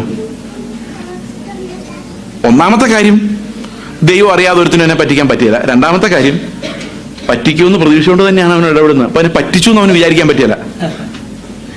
മനസ്സിലാവുന്നുണ്ടോ? പറ്റിക്കാനുള്ള പൊട്ടൻഷ്യൽ അവനുണ്ട്, പക്ഷെ എന്നാലും എന്റെ പരിജ്ഞാനത്തിനപ്പുറത്ത് അവനെ സ്നേഹിക്കാൻ പറ്റുന്നുണ്ടെന്നുള്ളതാണ് എന്നോട് കർത്താവ് വെച്ചേക്കുന്ന ചലഞ്ച്. അവൻ പറ്റിക്കുമായിരിക്കും, ചിലപ്പോൾ കൊല്ലുമായിരിക്കും, ചിലപ്പോൾ ഭയങ്കര മണ്ടത്തരമായിരിക്കും. പക്ഷെ മനുഷ്യന്റെ പരിജ്ഞാനം എന്ത് പറയുന്നോ അതിനെ കവിയുന്ന ഒരു ദൈവത്തിന്റെ സ്നേഹം എൻ്റെ ഉള്ളിൽ ഉണ്ടാകണം. നിങ്ങൾക്ക് ഇഷ്ടപ്പെടുന്നുണ്ടെന്ന് എനിക്കറിയാൻ മേല. ആ സ്നേഹം നമ്മൾ പ്രാക്ടീസ് ചെയ്യണം. ഇതിനൊക്കെ വേണ്ടിയാ പ്രാർത്ഥിക്കുന്നത്. കർത്താവെ, ഈ സ്നേഹം എൻ്റെ ഉള്ളിലെ തരണമേ. ഈ നീളവും ഉയരവും ആഴവും വീതിയും എന്താന്ന് എൻ്റെ കുടുംബത്തിലും എൻ്റെ സഭയിലും തിരിച്ചറിയാൻ എന്നെ സഹായിക്കണമേ. അടുത്ത വാക്യം, ദൈവത്തിന്റെ എല്ലാ നിറവിനാലും നിറഞ്ഞു വരാൻ എന്നെ സഹായിക്കണമേ. പ്രാർത്ഥനയായോ? ഇത് എത്ര പ്രാർത്ഥിച്ചാലും തീരാത്തൊരു പ്രാർത്ഥനയാണ്. എത്ര പ്രാർത്ഥിച്ചാലും തീരത്തില്ല. നമ്മുടെ അകത്തെ മനുഷ്യന് വേണ്ടിയുള്ള പ്രാർത്ഥന, ആത്മാവിന്റെ നിറവിന് വേണ്ടിയുള്ള പ്രാർത്ഥന, യേശുവിന്റെ പരിജ്ഞാനത്തിന് വേണ്ടിയുള്ള പ്രാർത്ഥന, ഇതൊരിക്കലും തീരത്തില്ല. ഇനി പ്രാർത്ഥനയിലേക്ക് നമുക്ക് മടങ്ങി വരാം. അതിന് മുമ്പ് ആരാധന എന്താണെന്ന് കൂടെ നമുക്ക് നോക്കാം. ഈ ആരാധന എന്ന് പറയുന്നത് ഞാൻ പലപ്പോഴും പെന്തക്കോസ്റ്റ് ചർച്ചുകളിൽ ചെല്ലുമ്പോൾ ആരാധനയെക്കുറിച്ച് നമ്മൾ ആരാധിക്കുന്നവരാണെന്ന് എല്ലാവരും വിചാരിച്ചിരിക്കുന്നത്. പക്ഷെ ആരാധിക്കാൻ ഒട്ടും അറിയാൻ വയ്യാത്ത ഗ്രൂപ്പുകളിലൊന്നാണ് ഈ പെന്തക്കോസ്തുകാർ. ഞാൻ പലപ്പോഴും ചിന്തിച്ചിട്ടുണ്ട്. യെശയ്യാവിന്റെ പ്രവചന പുസ്തകം 6-ാം അധ്യായം നമ്മൾ നോക്കുമ്പോൾ അവിടെ ദൂതന്മാരുടെ ഒരു വർഷിപ്പ് നമുക്ക് കാണാം. അത് വർഷിപ്പ് എന്നതിനെ വിളിക്കാമോ എന്ന് എനിക്കറിയാൻ വയ്യ. കാരണം ആ ഭാഗം നമുക്കൊന്ന് നോക്കാം. ഉസിയ രാജാവ് മരിച്ച ആണ്ടിൽ കർത്താവ് ഉയർന്നും പൊങ്ങിയുമുള്ള സിംഹാസനത്തിൽ ഇരിക്കുന്നു ഞാൻ കണ്ടു. അവന്റെ വസ്ത്രത്തിന്റെ വിളിമ്പുകൾ മന്ദിരത്തെ നിറച്ചിരുന്നു. സാറാപ്പുകൾ അവന് ചുറ്റും നിന്ന് ഓരോരുത്തരും 6 ചിറകുണ്ടായിരുന്നു. 2 കൊണ്ട് അവർ മുഖം മൂടി, 2 കൊണ്ട് കാൽ മൂടി, 2 കൊണ്ട് പറന്ന് ഒരുത്തനോട് ഒരുത്തൻ സൈന്യങ്ങളുടെ യഹോവ പരിശുദ്ധൻ പരിശുദ്ധൻ പരിശുദ്ധൻ, സർവ്വഭൂമിയും അവന്റെ മഹത്വം കൊണ്ട് നിറഞ്ഞിരിക്കുന്നു. എന്താ അവർ ആരാധിക്കുന്നേ? സൈന്യങ്ങളുടെ ദൈവമായ കർത്താവ് പരിശുദ്ധൻ പരിശുദ്ധൻ പരിശുദ്ധൻ. ഇതാണ് ആരാധന. അതിനൊരു കാരണമുണ്ട്. ഇവർ ആരാധിക്കുമ്പോൾ ശ്രദ്ധിച്ചിട്ടുണ്ടോ? കണ്ണു മൂടിയ. ആരെ കാണുന്നില്ല? ആരെയാണോ ആരാധിക്കുന്നത് അവനെ കാണുന്നില്ല. ഓക്കെ, കാലും മൂടിയിരിക്കുകയാണ്. കാരണം ഇവരുടെ നടപ്പ് ആരെയും കാണിക്കുന്നില്ല.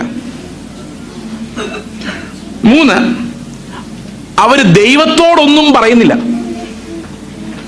ഒരുത്തൻ മറ്റൊരുത്തനോടാ പറയുന്നത്. എന്താ പറയുന്നത്? അവിടെ ഇരിക്കുന്ന പരിശുദ്ധനെ അബദ്ധത്തിൽ പോലും നോക്കിപ്പോയേക്കല്ലെന്ന. അങ്ങനെയല്ല പറയുന്നേ. അവൻ പരിശുദ്ധൻ പരിശുദ്ധൻ പരിശുദ്ധൻ കണ്ണു മൂടിക്കൊണ്ടാ പറയുന്നത്. അങ്ങോട്ട് നോക്കാൻ ഭയമാണ്. അതിനൊരു കാരണമുണ്ട്.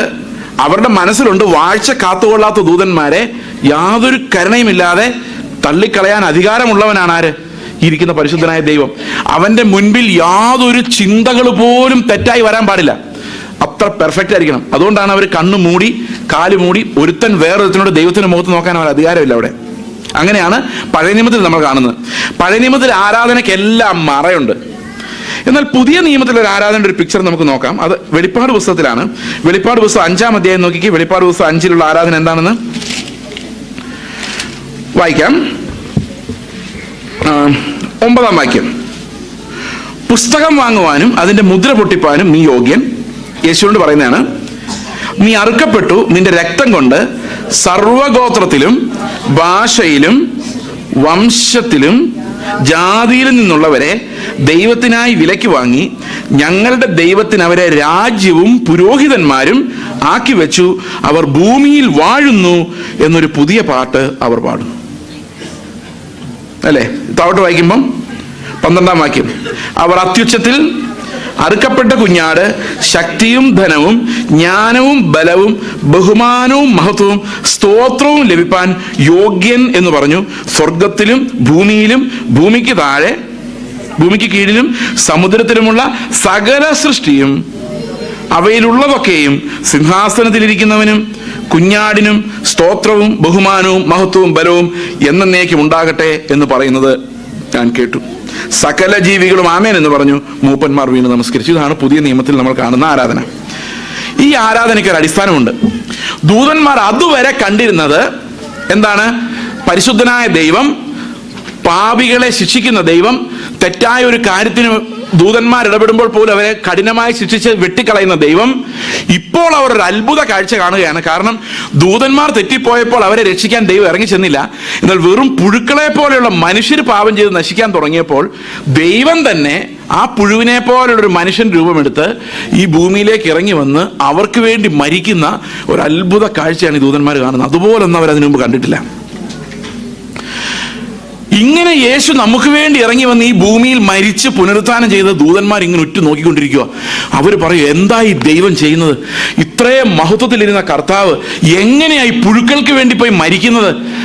അവരെ എങ്ങനെ രക്ഷിച്ചുകൊണ്ട് വന്നത്? ആ ഒരു ഭയങ്കര അത്ഭുതം കണ്ടിട്ടാണ് ഇപ്പൊ ദൂതന്മാർ പാടും ഒരു പുതിയ പാട്ട്. അതുവരെ അവർക്ക് പാടാൻ പറ്റാതിരുന്ന ഒരു പുതിയ പാട്ട് അവരെന്തിനെ കണ്ടോണ്ടാ പാടുന്നേ? നമ്മളെ കണ്ടോണ്ടാ പാടുന്നേ. ഈ ഭൂമിയിലുള്ള നമ്മളെ കണ്ടോണ്ട് സ്വർഗത്തിലിരുന്ന് അവർ പാടുക, നമ്മളെ ഓർത്തോണ്ട്. നമ്മളെന്താ പാടുന്നേ? ഇന്നലെ വരെ നടത്തിയ ദൈവം, ഇന്നലെ ഞങ്ങൾക്ക് വണ്ടി തന്ന ദൈവം, ഇന്നലെ ഞങ്ങൾക്ക് ജോലി തന്ന ദൈവം. ദൂതന്മാരെന്താ പറഞ്ഞോണ്ടിരിക്കുന്നേ? വ്യത്യാസം മനസ്സിലായ? പുതിയ നിയമ ആരാധനയുടെ വ്യത്യാസം എന്താന്ന്?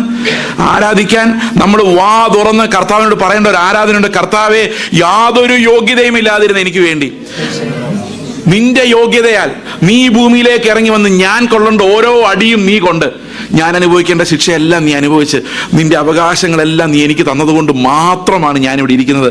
എല്ലാ യോഗ്യതയും നിനക്കുള്ളതാണ്, നിനക്കാണ് സകല മഹത്വവും സ്തുതിയും യോഗ്യമായിട്ടുള്ളത് എന്നെങ്കിലും പറഞ്ഞിട്ടുണ്ടോ? എപ്പോഴാണ് ഇത് പറയുന്നത്? ഇതാണ് ആരാധന എന്ന് പറയുന്നത്. ആരാധനയിൽ നമ്മുടെ രക്ഷയുടെ യോഗ്യത, അതിൻ്റെ മെറിറ്റ് നമ്മുടേതല്ല, അത് യേശുവിൻ്റെതാണ് എന്ന് ഓരോ നിമിഷവും നമ്മൾ തിരിച്ചറിയുമ്പോൾ നമ്മൾ കർത്താവിനോട് പറയാം, കർത്താവേ എനിക്കല്ല മഹത്വം, ഞാൻ ഒന്നും ചെയ്തിട്ടില്ല, എല്ലാം നീയാണ്, നിന്നെ ഞാൻ സ്തോത്രം ചെയ്യുന്നു, ആരാധിക്കുന്നു, മഹത്വപ്പെടുത്തുന്നു. എപ്പോഴാണ് നമ്മളിത് പറയുന്നത്? ആരാധിക്കുന്നുണ്ടോ നമ്മൾ? ദൂതന്മാർക്ക് ആ പാട്ട് പാടാൻ പറ്റില്ല. ആ പാട്ട് പാടുന്നത് നമ്മളാണ്. വീണ്ടെടുപ്പിന്റെ പാട്ടാണ് പുതിയ നിയമ ആരാധന. ദൈവത്തിന്റെ മഹത്വം നമ്മൾ ഏറ്റവും കൂടുതൽ കാണുന്നത് രക്ഷയിലാണ്. സൃഷ്ടിയെക്കാളും മഹത്വമാണ് രക്ഷ. എന്തുകൊണ്ടാണെന്നറിയോ? നമ്മൾ പാപം ചെയ്തപ്പോൾ നമ്മളെല്ലാം കൂടെ പറക്കി ദൂരോട്ടിട്ടിട്ട് പുതിയൊരു കൂട്ടം മനുഷ്യരെ ഉണ്ടാക്കിയാൽ മതിയായിരുന്നു ദൈവത്തിന്. പക്ഷെ ദൈവം അല്ലേ, അങ്ങനെ ചെയ്താലും ദൂതന്മാരെന്ത് പറഞ്ഞാലെന്നറിയോ? ഇപ്പം കുറേ പാപികളായ മനുഷ്യർ ലോകത്തുണ്ട്, അവരെല്ലാം പാപം ചെയ്തുകൊണ്ടിരിക്കുകയാണ്. ദൈവം തീരുമാനിക്കുകയാണ് എല്ലാത്തിനെയും കൂടെ തൂത്തുപറക്കി നരകത്തിലോട്ട് ഇട്ടിട്ട് പുതിയ ഒരെണ്ണത്തിനെ സൃഷ്ടിച്ചേക്കാം എന്ന് വിചാരിച്ചെങ്കിൽ ദൂതന്മാർ പാടിയനെ, ഓ ദൈവം എത്ര ഭയങ്കരനാന്ന് നോക്കി, എത്ര നീതിമാനാ, ഇവന്മാരെ ഒരെണ്ണത്തിനെ പോലും സ്വർഗത്തിൽ കയറ്റാത്ത ദൈവം എത്ര വിശുദ്ധനാന്നേ പാടുള്ളൂ അല്ലേ? പക്ഷെ ഇപ്പൊ എന്താ പാടുന്നത്? ഇവന്മാരെയൊക്കെ രക്ഷിച്ചെടുത്ത ദൈവം എത്ര. അപ്പൊ ദൈവം എന്ത് ചെയ്താലും അത് അവന്റെ മഹത്വത്തിനായിട്ട് മാത്രമേ വരികയുള്ളൂ. അപ്പൊ നമ്മൾ ദൈവത്തെ ആരാധിക്കുമ്പോൾ അവൻ നമ്മെ വീണ്ടെടുത്ത് ഓർക്കുകയും അതിലൂടെ വെളിപ്പെട്ട ദൈവത്തിന്റെ മഹത്വം, ആരാധനയ്ക്ക് യോഗ്യനായ കുഞ്ഞാടിനെ നമ്മുടെ ശബ്ദം കൊണ്ട് ഉയർത്തി സ്തുതിക്കുകയും സ്തോത്രം ചെയ്യുകയും ചെയ്യാൻ നമ്മൾ പരിശീലിക്കണം, നമ്മളത് ചെയ്യണം. പുതിയ നിയമ വർഷിപ്പിന്റെ ഏറ്റവും പ്രധാനപ്പെട്ട ഭാഗം ഈ പുതിയ പാട്ട് പാടുക എന്നുള്ളതാണ്. ഇപ്പൊ പ്രാർത്ഥനയെക്കുറിച്ചും ആരാധനയെക്കുറിച്ചും വളരെ വളരെ ചെറിയ കാര്യങ്ങൾ മാത്രം ഞാൻ ഒരു കാര്യം കൂടെ പറഞ്ഞ് ഞാനിത് അവസാനിപ്പിക്കാൻ ആഗ്രഹിക്കുകയാണ്. എഫേസ്യ ലേഖനം 4-ാം അധ്യായത്തിലേക്ക് നമുക്ക് വരാം. ഇതെല്ലാം പ്രാക്ടിക്കലായിട്ടുള്ള ഡിസൈപ്പിൾഷിപ്പിന്റെ ഭാഗങ്ങളാണ്. അതെല്ലാം എല്ലാ പോയിന്റുകളും കവർ ചെയ്തുകൊണ്ടല്ല ഞാൻ സംസാരിക്കുന്നത്, ചില കാര്യങ്ങൾ മാത്രം. എഫേസ്യ ലേഖനം 4-ാം അധ്യായത്തിന്റെ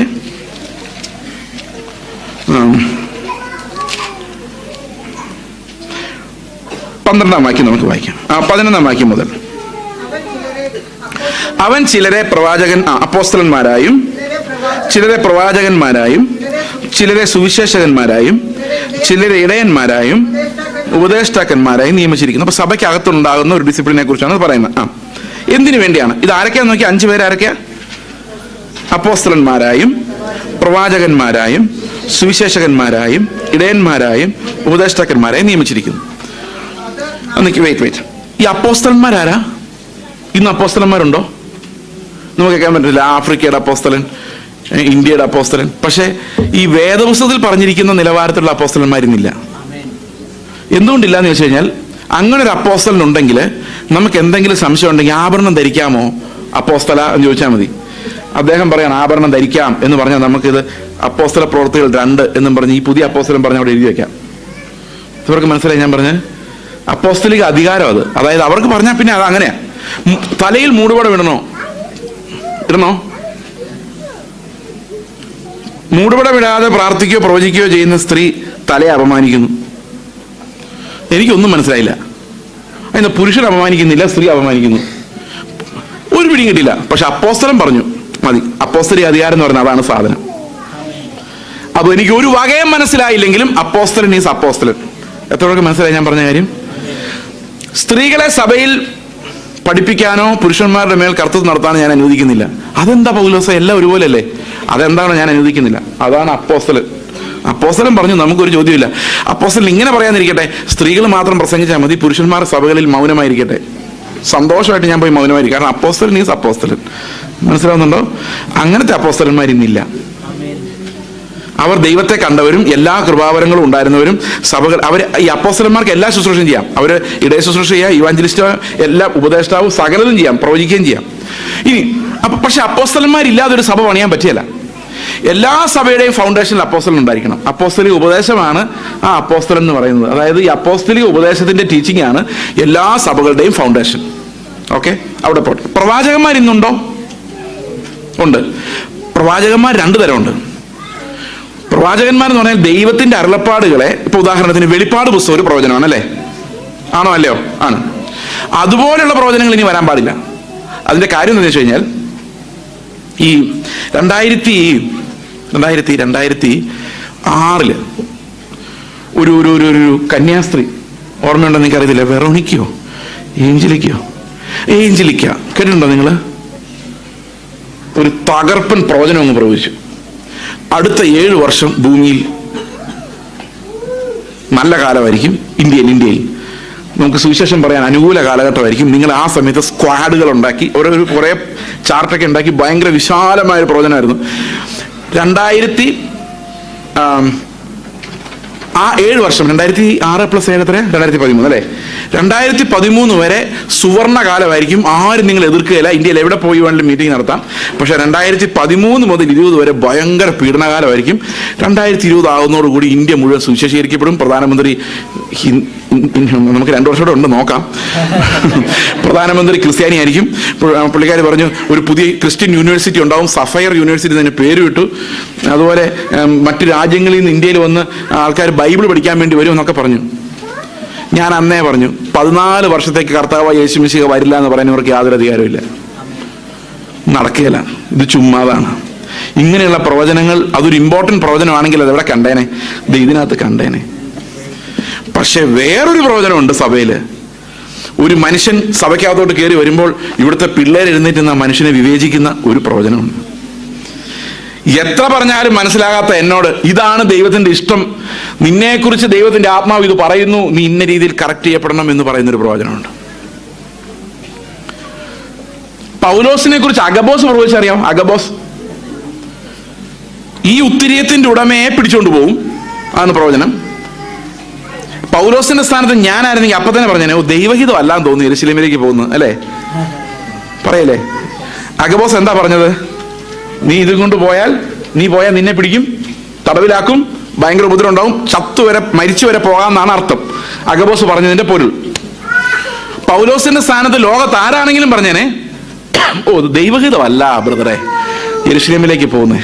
കാരണം ഒത്തിരി ആലോചനകൾ, അല്ലേ? നമ്മളെല്ലാം ഈ ആലോചനകൾ കേൾക്കാൻ വേണ്ടി പോയിരിക്കുമ്പോൾ ആലോചിക്കണം പൗലോസിന്റെ ആ സ്വഭാവം. അഗബോസ് പറയുന്നു ഇന്നത് സംഭവിക്കും.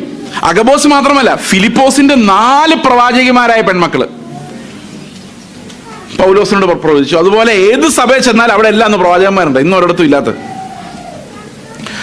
ആ പ്രവാചകന്മാരെല്ലാം പൗലോസിനോട് പറഞ്ഞു യെരൂശലേമിലോട്ട് പോയി പിടിക്കപ്പെടും. പൗലോസ് എന്താ പറഞ്ഞേ? ഞാൻ എൻ്റെ പ്രാണനെ വിലയേറിയത് എണ്ണുന്നില്ല. ഇവരാര് പറഞ്ഞു കേട്ടും പൗലോസ് പോകാതിരുന്നില്ല.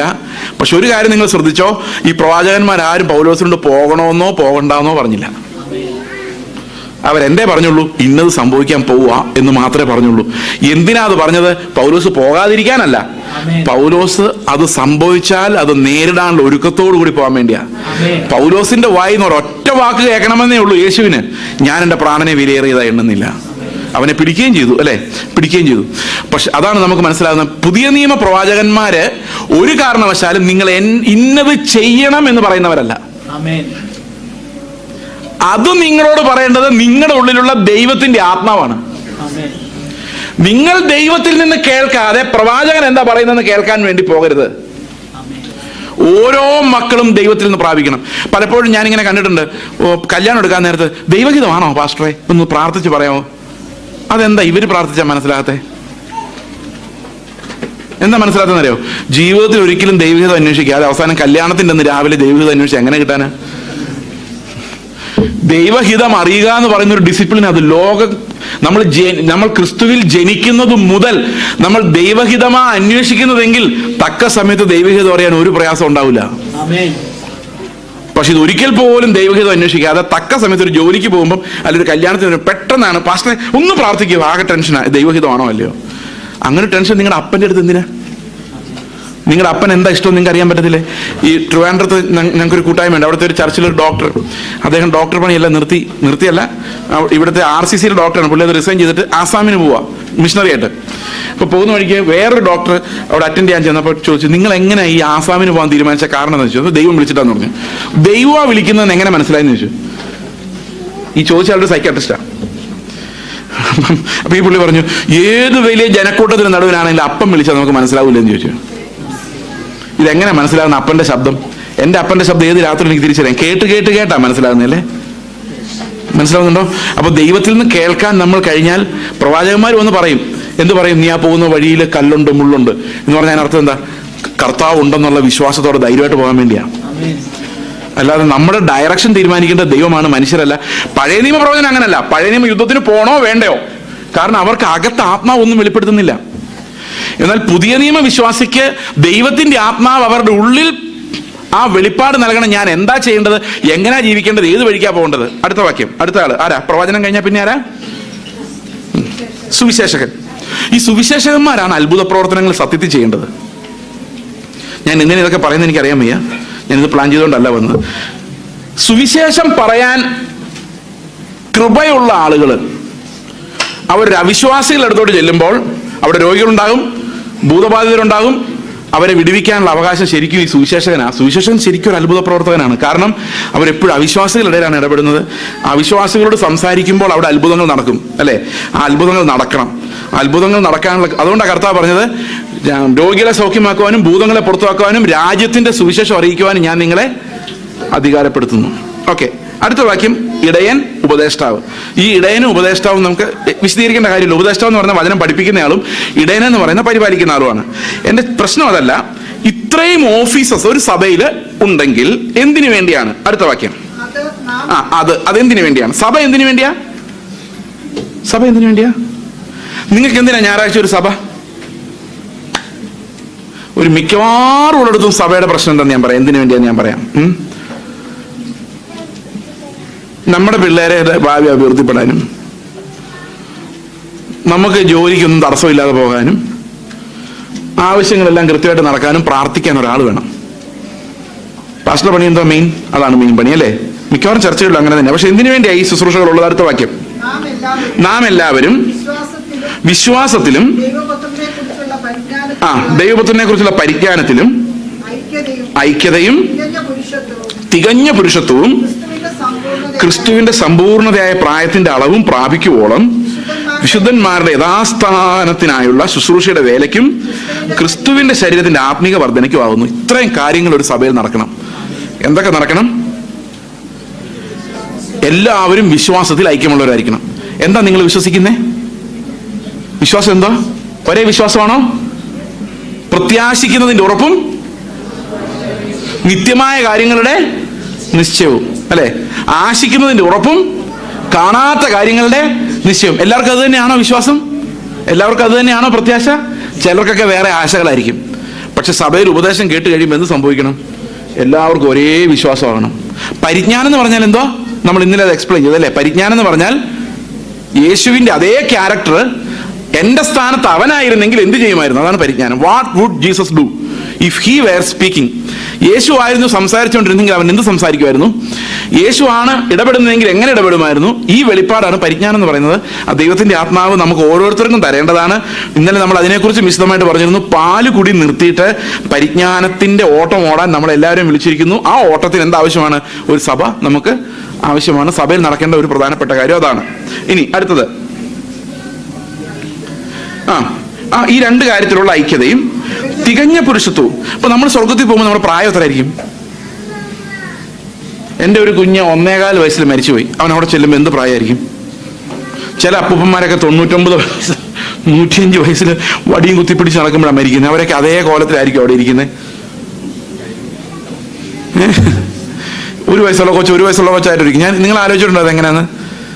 ഞാൻ വിശ്വസിക്കുന്നത് എങ്ങനെയാണെന്ന് വെച്ചാൽ എല്ലാവർക്കും ഒരു 30-33 വയസ്സ് പ്രായമായിരിക്കും. അതായത് ഈ ഫിസിക്കൽ അല്ലല്ലോ, അത് സ്പിരിച്വലി ഒരു മെച്യൂർ മാൻ.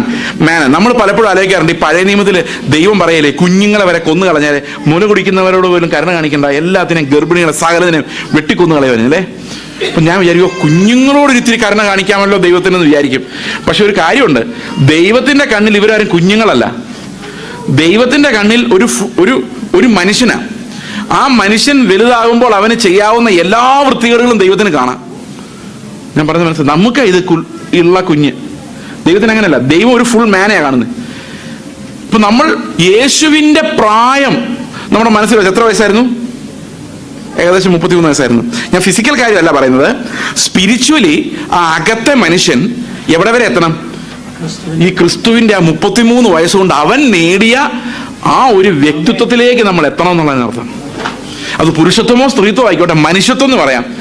യേശുവിൻ്റെ ഹ്യൂമാനിറ്റി, യേശുവിൻ്റെ പെർഫെക്ഷൻ നമ്മൾ ഓരോരുത്തരും ലക്ഷ്യമാക്കുന്ന 3.5 വർഷം ആത്മാവിൽ നടന്ന് കർത്താവ് സമ്പാദിച്ച സമ്പാദ്യങ്ങളിലേക്ക് നമ്മൾ എത്തിച്ചേരാൻ വേണ്ടിയാണ് ഈ സഭ എന്ന് പറയുന്നത്. മനസ്സിലാവുന്നുണ്ടോ ഞാൻ പറയുന്നത്? ഇത് സഭകളെല്ലാം ലോകകാര്യങ്ങൾ സാധിക്കുന്നതിനുള്ള ക്ലബ്ബുകളായിട്ട് മാറിക്കൊണ്ടിരിക്കുകയാണ്. എന്നാൽ ഇതിനെക്കുറിച്ച് വ്യക്തമായ ഉദ്ദേശം ബൈബിളിൽ പറയുന്നുണ്ട്. അടുത്ത വാക്യം, ക്രിസ്തുവിന്റെ സമ്പൂർണതയായ പ്രായത്തിന്റെ അളവും പ്രാപിക്കുവോളം.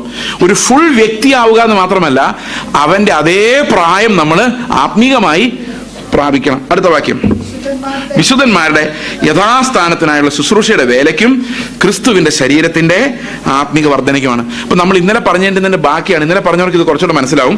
അവിടെ പറഞ്ഞിരിക്കുന്നത്, ഈ പരിജ്ഞാനത്തിൽ വളർന്നു വന്ന് യേശു ക്രിസ്തുവിന്റെ പെർഫെക്ഷനിലേക്ക് നമ്മൾ വന്നു കഴിയുമ്പോൾ ക്രിസ്തുവിന്റെ ശരീരത്തിന്റെ ആത്മീക വർധനയ്ക്കുമാകുന്നു. അടുത്ത വാക്യം നോക്കിയേ, അങ്ങനെ നാം ഇനി മനുഷ്യരുടെ ചതിയാലും ഉപായത്താലും തെറ്റിച്ചു കളയുന്ന തന്ത്രങ്ങളിൽ കുടുങ്ങിപ്പോകാൻ തക്കവണ്ണം ഉപദേശത്തിന്റെ ഓരോ കാറ്റിനാൽ അലഞ്ഞുഴലുന്ന ശിശുക്കളായിരിക്കാതെ, അല്ലെ? ഈ ഉപദേശത്തിന്റെ ഓരോ കാറ്റെന്ന് പറയുന്നത് വളരെ രസകരമാണ്. ഈ ചില പെന്തക്കോസ്ത് ചർച്ചകളിലുള്ള ഒരു അവസ്ഥ. ഇവിടുത്തെ കാര്യമല്ല കേട്ടോ, ഇവിടുത്തെ കാര്യം ഞാൻ ആദ്യമായിട്ട് കാണുന്നത്, എനിക്ക് അറിയാൻ മേല.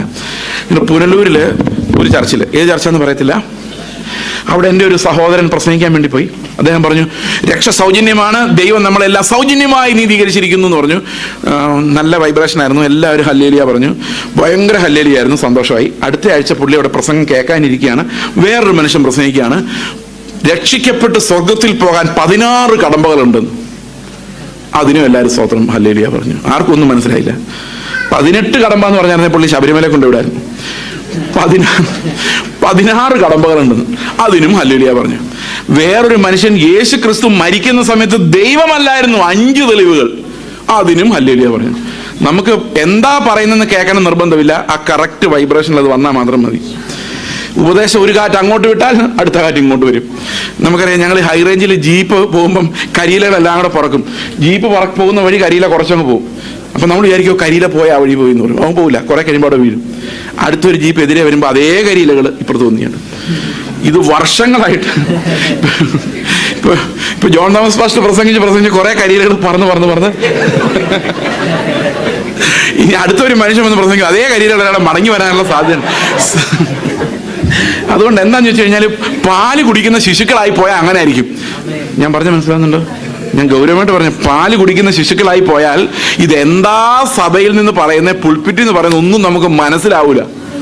അവരോരോ ഉപദേശത്തിന്റെ കാര്യത്തിൽ അങ്ങോട്ട്, ഓരോ ഉപദേശത്തിന്റെ കാര്യത്തിൽ ഇങ്ങോട്ട് ആടിക്കൊണ്ടിരിക്കും. 100 വർഷം കഴിഞ്ഞാലും കുഞ്ഞായിട്ട് അവിടെ തന്നെ ഇരിക്കും. ആ കരിയിൽ അവിടെ തന്നെ അഴുകി ഇല്ലാതാവും. അതുകൊണ്ട് പരിജ്ഞാനം പ്രാപിക്കുന്ന വചനത്തിലേക്ക് നമ്മൾ വന്നില്ലെങ്കിൽ നമ്മൾ ഈ അധ്വാനിച്ചതും ഓടിയതും എല്ലാം വ്യർത്ഥമായി പോകും. ഇത് ദൈവത്തിന്റെ ആത്മാവ് നൽകുന്ന ഒരു വാണിംഗാണ്. അപ്പൊ പ്രാർത്ഥന എന്ത്, ആരാധന എന്ത്, ഇതെല്ലാം എങ്ങോട്ട് വരണം? ഈ പരിജ്ഞാനത്തിന്റെ തലത്തിലേക്ക് വരണം. നമ്മൾ ഓരോരുത്തരും ക്രിസ്തുവിന്റെ പ്രായം പ്രാപിക്കുവോളമുള്ള ആത്മീക വർധനയ്ക്ക് വേണ്ടി അങ്ങോട്ടും ഇങ്ങോട്ടും നിലവിളിച്ച് പ്രാർത്ഥിക്കേണ്ട സമയമായിരിക്കുക. കാരണം അന്ത്യകാലത്ത് കർത്താവ് വരുമ്പോൾ, മനുഷ്യപുത്രൻ വരുമ്പോൾ വിശ്വാസം കണ്ടെത്തുമോ? അപ്പൊ ഉപദേശത്തിന്റെ ഇത് നോക്കിയാണെ, അങ്ങനെ നാം ഇനി മനുഷ്യരുടെ ചതിയാലും ഉപായത്താലും തെറ്റിച്ചു കളയുന്ന തന്ത്രങ്ങളിൽ കുടുങ്ങിപ്പോകുവാൻ തക്കവണ്ണം. ഈ പല ഉപദേശങ്ങളിൽ മനുഷ്യൻ കുടുങ്ങിപ്പോകുന്ന കാരണം ദൈവത്തിന്റെ സുവിശേഷത്തിന് വിരോധം ആരാന്നറിയോ? എപ്പോഴും മനുഷ്യനാണ്. മനുഷ്യന്റെ തത്വജ്ഞാനമാണ്, തത്വചിന്തയാണ്. തത്വചിന്തയുമായിട്ട് ഫിലോസഫിയുമായിട്ട് ഒരാൾ രംഗപ്രവേശം ചെയ്ത്, അതാണ് തത്വചിന്ത കൊണ്ട് നിങ്ങൾ ആരും വഞ്ചിക്കപ്പെടരുതെന്ന് പൗലോസ് പറയാനുള്ള കാരണം. പ്യുവർ വചനമല്ലാതെ മനുഷ്യന്റെ ചിന്തകളിൽ നിന്ന് വരുന്ന എല്ലാ പ്രസംഗങ്ങളും വ്യാജമാണ്. വചനം വ്യാഖ്യാനിക്കാതെ വരുന്ന എല്ലാം. എന്തുകൊണ്ടാണ് ഈ വചനം ഇത്ര ഇമ്പോർട്ടൻ്റ് എന്നറിയോ? ഈ വചനത്തിൽ പറഞ്ഞിരിക്കുന്ന കാര്യം വേറൊരിടത്തും ഇല്ല ലോകത്ത്. അതുകൊണ്ടാണ് ഈ വചനം എന്ന് പറയുന്നത് എപ്പോഴും ഒരു തേർഡ് വോയിസായി. പരിജ്ഞാനം എന്ന് പറഞ്ഞാൽ ഞാൻ അതിനൊരു തേർഡ് വോയിസ് എന്നാണ് വിളിക്കുന്നത്. നമുക്കൊരു ഈ പരിജ്ഞാനത്തിന്റെ വചനം പലപ്പോഴും നമ്മളെ മണ്ടന്മാരാക്കുകയും ചെയ്യും. ഒരു എക്സാമ്പിൾ ഞാൻ പറയാം നിങ്ങളോട്. മല്ലപ്പള്ളി എന്ന് പറഞ്ഞൊരു സ്ഥലമുണ്ട്. അവിടെ ഒരു 5 വർഷമായിട്ട് ഞാനൊരു ബൈബിൾ ക്ലാസ് നടത്തുന്നുണ്ടായിരുന്നു. അപ്പോൾ അവിടെ ഒരു ചർച്ച ഉണ്ട്. അപ്പോൾ ഒരു ദിവസം ഈ ഒരു പബ്ലിക് മീറ്റിംഗ് അവിടെ വെച്ചപ്പം ചർച്ചിലില്ലാത്തവരും വചനം കേട്ടിട്ടില്ലാത്തവരുമായ കുറേ സഹോദരങ്ങളോടുണ്ടായിരുന്നു. അപ്പോൾ അടുത്ത പ്രാവശ്യം അവിടെ ചെന്നപ്പം എൻ്റെ കയ്യിലൊരു നോട്ടീസ് കിട്ടി. നോട്ടീസ് എന്ന് പറഞ്ഞാൽ ബിലീവേഴ്സ് ജേണൽ എന്ന് പറഞ്ഞൊരു മാസിക ഉണ്ട്. നിങ്ങൾ കണ്ടിട്ടുണ്ടത്? കണ്ടില്ല? നല്ല കാര്യം. അപ്പൊ അതിനകത്ത് ഒരു ചോദ്യോത്തര പങ്ക്തിയുണ്ട്. ചോദ്യം ഉത്തരം. ഞാൻ നിർത്താൻ പോകട്ടോ, അടുത്ത ആൾക്കാർ വരുമല്ലോ. ചോദ്യോത്തരം. ചോദ്യം ഇതാണ്: ഞാനൊരു മനുഷ്യൻ പ്രസംഗിക്കുന്നത് കേട്ടു, അത് ഇതാണ്, ഞാനാണ് ആള്, എന്നെ കുറിച്ചുള്ള ചോദ്യോത്തരമാണ് ഈ ബിലീവേഴ്സ് ജേണലിൽ വന്നിരിക്കുന്നത്. ഒരുത്തൻ നിന്റെ കരണത്തടിച്ചാൽ മറ്റേ കരണം കാണിച്ചു കൊടുക്കുക, അല്ലാതെ വേറെ വഴിയില്ല. പുതപ്പ് ചോദിച്ചാൽ ഉടുപ്പ് കൊടുക്കണം. ഇങ്ങനെയൊക്കെ ഒരാൾ പ്രസംഗിക്കുന്നത് കേട്ടു. ഇതൊക്കെ ഇന്നത്തെ കാലത്ത് പ്രാക്ടിക്കലാണോ എന്നാണ് ചോദ്യം. ഉത്തരം: ഇത് പ്രായോഗികമല്ല. ഇങ്ങനെ ആയാൽ മനുഷ്യര്, ലോകക്കാർ നമ്മുടെ പുറത്ത് തമ്പേറടിക്കും. അതുകൊണ്ട് എന്ത് പ്രശ്നം ഉണ്ടായാലും പോലീസിന്റെ അടുത്ത് ചെല്ലുന്നതാണ് പരിഹാരം എന്ന് മറുപടി. സന്തോഷം. ഇത് വിതരണം ചെയ്തിരിക്കും എല്ലാവരുടെ അടുത്ത്. ഞാൻ പറഞ്ഞു, ഈ പേപ്പർ എടുത്തിട്ട് ഞാൻ ഇത്രേ പറഞ്ഞുള്ളൂ: ദൈവത്തിലെ വിശ്വാസം എന്ന് പറയുന്ന ഒരു അടിസ്ഥാനമില്ലാതെ പരിജ്ഞാനത്തിലേക്ക് പോയാൽ, പരിജ്ഞാനത്തിന്റെ ഉപദേശത്തിലേക്ക് പോയാൽ, പരിജ്ഞാനം എന്ന് പറഞ്ഞാൽ എന്താ പറയുന്നത്? ക്രിസ്തുവാണ് എന്ത് ചെയ്യുമായിരുന്നു, അത് മാത്രമാണ് പരിജ്ഞാനം. ബാക്കിയുള്ളതെല്ലാം തള്ളിക്കളഞ്ഞു. അതിനോടെല്ലാം നമ്മൾ മരിച്ചു. എനിക്ക് ആകെ പുതപ്പെടുത്താൽ, ഒരുത്തരുടെ ഉടുപ്പെടുത്താൽ എനിക്ക് ആകെ ഒരു വഴിയേ ഉള്ളൂ. ഇനി ബാക്കി എന്താ വഴി? പുതപ്പ് കൊടുക്കുക. ഉടുപ്പെടുത്താൽ എന്താ ഇനി എനിക്ക് വഴിയുള്ളൂ? കാരണം അതാ ക്രിസ്തുവിന്റെ വഴി. ബാക്കി എല്ലാത്തിനോടും ഞാൻ മരിച്ചു. ഒരാൾ എന്റെ കരണത്തടിച്ചാൽ തിരിച്ചു കൊള്ളുക എന്നുള്ളതല്ലാതെ പരാതിപ്പെടാനോ ഓടാനുള്ള എല്ലാ വഴികളോടും ഞാൻ മരിക്കുന്നതിനെ ഈ പരിജ്ഞാനം എന്ന് പറയുന്നത്. അതാ ഈ മാനസാന്തരം. മരണമാണ് മാനസാന്തരം. ഞാൻ പറഞ്ഞെങ്കിൽ മനസ്സിലാവുന്നുണ്ടോ? പക്ഷേ ഈ ഒരു പരിജ്ഞാനത്തിലേക്ക് പോകണമെങ്കിൽ ദൈവം അനുവദിക്കാതെ ഒരുത്തനും എൻ്റെ അടുത്ത് വരില്ലെന്നും ദൈവം അനുവദിക്കുന്നത് മാത്രം എനിക്ക് സംഭവിക്കുള്ളൂ എന്നുള്ള അടിസ്ഥാന വിശ്വാസം വേണമല്ലോ. അപ്പൊ അടിസ്ഥാനം എന്ന പാല് കുടിച്ച് ഉറയ്ക്കുകയും അവിടെ നിന്നുകൊണ്ട് കർത്താവ് എൻ്റെ പിതാവായും കർത്താവായും രാജാവായും ഉണ്ടെന്ന് വിശ്വസിക്കുകയും അവൻ അറിയാതെ ഒരു തലമുടി നാര് പോലും താഴെ വീഴില്ലെന്നും ആരും എൻ്റെ പുറത്ത് പെരുമ്പറടിക്കില്ലെന്നും അറിയുകയും ചെയ്തിട്ട് വേണം നമ്മൾ എങ്ങോട്ട് പോകാൻ? യേശു നടന്ന വഴി, ആ ഇടുക്ക് വഴിയിലൂടെ എന്നെയും വിടണമേ എന്ന് പ്രാർത്ഥിക്കാൻ. ഓക്കെ, ഒരൊറ്റ വാക്യം കൂടെ വായിച്ചിട്ട് ഞാൻ അവസാനിപ്പിക്കാം. ഇത് സഭ നിങ്ങളിത് കാര്യമായിട്ട് എടുക്കേണ്ട ഒരു കാര്യമാണ്. പരിജ്ഞാനത്തിലേക്കുള്ള ഓട്ടത്തിൽ പരസ്പരം പ്രോത്സാഹിപ്പിക്കുക, പ്രാർത്ഥിക്കുക. സ്തോത്രം ചെയ്യുന്നതന്നെ വലിയ വിടുതലാണ്. ആരാധന തന്നെ വലിയ വിടുതലാണ്. കുഞ്ഞാടിന് മഹത്വം കൊടുക്കാൻ കഴിഞ്ഞാൽ അത് തന്നെ വലിയ വിടുതലാണ്. പ്രാർത്ഥിക്കുമ്പോൾ പരിജ്ഞാനത്തിൽ ക്രിസ്തുവിനെ പോലെ ജീവിക്കാനുള്ള ഇടുക്ക് വഴികൾ നമ്മുടെ മുമ്പിൽ തുറന്നു വരാൻ വേണ്ടി, ജീവന്റെ വഴികൾ നമുക്ക് തുറന്നു വരാൻ വേണ്ടി പ്രാർത്ഥിക്കാം. കൺക്ലൂഷനായിട്ട് ഒരൊറ്റ വാക്യം കൂടെ വായിക്കാം. യോഹന്നാന്റെ സുവിശേഷം 14-ാം അധ്യായത്തിന്റെ 1, 2, 3, 4 വാക്യങ്ങൾ വായിക്കാം. നിങ്ങളുടെ ഹൃദയം കലങ്ങിപ്പോകരുത്. ദൈവത്തിൽ വിശ്വസിക്കുക, എന്നിലും വിശ്വസിപ്പിൻ. എന്റെ പിതാവിന്റെ ഭവനത്തിൽ അനേകം വാസസ്ഥലങ്ങളുണ്ട്. ഇല്ലെങ്കിൽ ഞാൻ നിങ്ങളോട് പറയുമായിരുന്നു, ഞാൻ നിങ്ങൾക്ക് സ്ഥലം ഒരുക്കാൻ പോകുന്നു. ഞാൻ പോയി നിങ്ങൾക്ക് സ്ഥലം ഒരുക്കിയാൽ ഞാൻ ഇരിക്കുന്നിടത്ത് നിങ്ങളും ഇരിക്കേണ്ടതിന് പിന്നെയും വന്ന് നിങ്ങളെ ചേർത്തുള്ളൂ. എന്താ യേശു ഇത്രയും താമസിക്കുന്നേ? സ്ഥലം ഒരുങ്ങിയിട്ടില്ലേ? ഒരുങ്ങിയിട്ടില്ല. അവിടെ എന്താ പറഞ്ഞേക്കുന്നത് നോക്കി? എന്റെ പിതാവിന്റെ ഭവനത്തിൽ അനേകം വാസസ്ഥലങ്ങൾ ഉണ്ടെന്നാ പറഞ്ഞേക്കുന്നത് അല്ലേ? ഇനി ഇല്ലെങ്കിൽ പോലും ഒരുക്കാൻ എത്ര നേരം വേണം കർത്താവിന്? 1 സെക്കൻഡ് മതി അല്ലേ? 1 സെക്കൻഡ് മതി. പക്ഷെ ഇവിടെ കർത്താവ് പറയാ, ഞാൻ സ്ഥലം ഒരുക്കിയ ശേഷം നിങ്ങളെ വിളിക്കാം. സ്ഥലമല്ല ഒരുങ്ങേണ്ടത്, ശരിക്കും നമ്മളാ ഒരുങ്ങേണ്ടത്. അതായത് ഇപ്പം ബാംഗ്ലൂർ എന്ന് വിചാരിച്ചോ, ഒരു ഇഷ്ടംപോലെ മെഡിക്കൽ കോളേജുകളുണ്ട് അല്ലേ? നമ്മുടെ പിള്ളേർക്ക് എന്താ അവിടെ അഡ്മിഷൻ ഇല്ലാത്തത്? അവിടെ മെഡിക്കൽ കോളേജ് ഒരുങ്ങാത്തോണ്ടാണോ? നമ്മൾ ഒരുങ്ങാത്തോണ്ടാ. സ്വർഗത്തിൽ ഇഷ്ടം പോലെ വാസസ്ഥലങ്ങളുണ്ട്. പക്ഷെ നിങ്ങൾ അവിടെ ചെല്ലാനുള്ള ക്വാളിഫിക്കേഷനിലോട്ട് വന്നിട്ടില്ല. അതുകൊണ്ട് ഞാൻ നിങ്ങൾക്ക് സ്ഥലം ഒരുക്കാൻ വേണ്ടി പോകുന്നു. എങ്ങോട്ട് പോകുന്നു? ക്രൂശിലേക്ക് പോകുന്നു. ക്രൂശിന് മുമ്പായി പറയുന്നേ, അവൻ ക്രൂശിലേക്ക് നടന്ന് നമുക്ക് എന്തുണ്ടാക്കുക? ക്രൂശിലേക്ക് നടന്നാൽ പോലും പോരാ, അവിടെ നിന്ന ക്രൂശിന്റെ അനുഗ്രഹങ്ങൾ സഭയെ വളർത്തി പരിപക്വതയായി ഒരു മണവാട്ടിയെ പോലെ മണവാളിനെ സ്വീകരിക്കാൻ ഈ മണവാട്ടി ഒരുക്കി നിർത്തുന്ന അത്ര ഒരുക്കം ഈ ഭൂമിയിൽ നടക്കണം. അപ്പോൾ എന്നിട്ട് അവിടെ ഒരു പ്രധാനപ്പെട്ട ഒരു കോൺവെർസേഷൻ ഉണ്ട്. എന്നിട്ട് കർത്താവ് പറയാണ്, ഞാൻ എങ്ങോട്ടാ പോകുന്നു എന്നുള്ളത് നിങ്ങൾ അറിയുന്നു. ഉടനെ തോമസ് പറയാ, നീ എങ്ങോട്ടാ? ഞാൻ പോകുന്ന വഴി നിങ്ങൾ അറിയുന്നു. അപ്പൊ തോമസ് പറയാ, നീ എങ്ങോട്ടാ പോകുന്നതെന്ന് അറിയുന്നില്ല, പിന്നെ വഴി എങ്ങനെ അറിയും അല്ലേ? അപ്പം കർത്താവ് പറയാ, ഞാൻ എങ്ങോട്ടാ പോകുന്നു എന്നുള്ള വഴി നീ അറിയുന്നു. അപ്പൊ തോമസ് പറയാ, നീ എങ്ങോട്ടാ പോകുന്നതെന്ന് പറഞ്ഞാലല്ലേ വഴി എന്താണെന്ന് അറിയാൻ പറ്റുള്ളൂ. അതുപോലും ഞങ്ങൾക്ക് അറിയത്തില്ല, നീ എങ്ങോട്ടാ പോകുന്നതെന്ന് പോലും. ഉടനെ കർത്താവ് പറയാ, തോമസേ, നീ എന്താ വിചാരിച്ചിരിക്കുന്നത്? ഇവിടുന്ന് നേരെ പോയി ഒരു ലെഫ്റ്റ് ഹാൻഡ് എടുത്ത് അടുത്ത സിഗ്നലിൽ നിന്ന് നേരെ പോയാൽ സ്ഥലത്തെത്തും. അങ്ങനെ ഒരു വഴി പറഞ്ഞു തരുന്നു വിചാരിച്ചിരിക്കുന്നേ? അതോ ഒരു ഫോർമുല, ഇത് പറഞ്ഞാൽ നീ രക്ഷിക്കപ്പെടും എന്നാണോ ഞാൻ പറയുന്നതാണോ വിചാരിച്ചിരിക്കുന്നത്? നോ. കർത്താവ് പറയാണ്, വഴി ഞാൻ തന്നെയാണ്. പിതാവിന്റെ അടുക്കലേക്ക് ഞാൻ വഴിയല്ലാതെ ആരും വരുന്നില്ല. അപ്പൊ അതെന്താ അർത്ഥം? തോമസ് കൊണ്ട് പറയാ, നീ അറിയത്തില്ല എന്ന് എങ്ങനെ പറയുന്ന ഈ വഴി? 3 വർഷം നീ എൻ്റെ കൂടെ നടന്നല്ലേ? ഞാൻ എങ്ങനെ സംസാരിച്ചോണ്ടിരുന്നേ, ഞാൻ എങ്ങനെ ജീവിച്ചത്, ഞാൻ എങ്ങനെയാ പ്രാർത്ഥിച്ചത്, ഞാൻ എങ്ങനെയാ പിതാവിനെ പ്രസാദിപ്പിച്ചത്, നീ കണ്ടതല്ലേ? അതുതന്നെയാ നിന്റെ വഴി, വേറൊരു വഴിയും ഇല്ല. ജീവിക്കാൻ ആ ഒരു വഴിയേ ഉള്ളൂ. നമ്മുടെ മുമ്പിൽ ആ വഴി അല്ലാതെ ബാക്കി എല്ലാറ്റിനോടും നമ്മൾ മരിക്കുക. ഇതാ നമ്മൾ പ്രാർത്ഥിക്കേണ്ടത്. കർത്താവെ, ഓരോ നിമിഷവും നീ നടക്കുമായിരുന്ന വഴി എൻ്റെ മുമ്പിൽ തുറന്നു വരാൻ വേണ്ടിയാണ്. എന്നിട്ട് പറ, കർത്താവെ, നീയാണ് യോഗ്യൻ, നീയാണ് എന്നെ രക്ഷിച്ചത്, നീയാണ് എന്നെ വീണ്ടെടുത്തത്. ഞാൻ തേജസ്കരിക്കപ്പെടുന്ന ഒരു നാളിൽ നിനക്ക് എന്ത് തേജസ് ഉണ്ടായിരുന്നോ അവന്റെ കൃപയുടെ നിറവിൽ നിന്ന് നാം ഓരോരുത്തരും കൃപയുടെ മേൽ കൃപ പ്രാപിച്ച് അവന്റെ അതേ പ്രതിമയായി ഒരു ദിവസം നമ്മൾ രൂപാന്തരപ്പെടും. ഇത് ക്രിസ്തീയ വാക്കിങ്ങിനെ കുറിച്ചാണ് ഞാനിപ്പോൾ നിങ്ങൾ പറഞ്ഞത്. How to walk, where to walk to, what's our plan, where we have to go.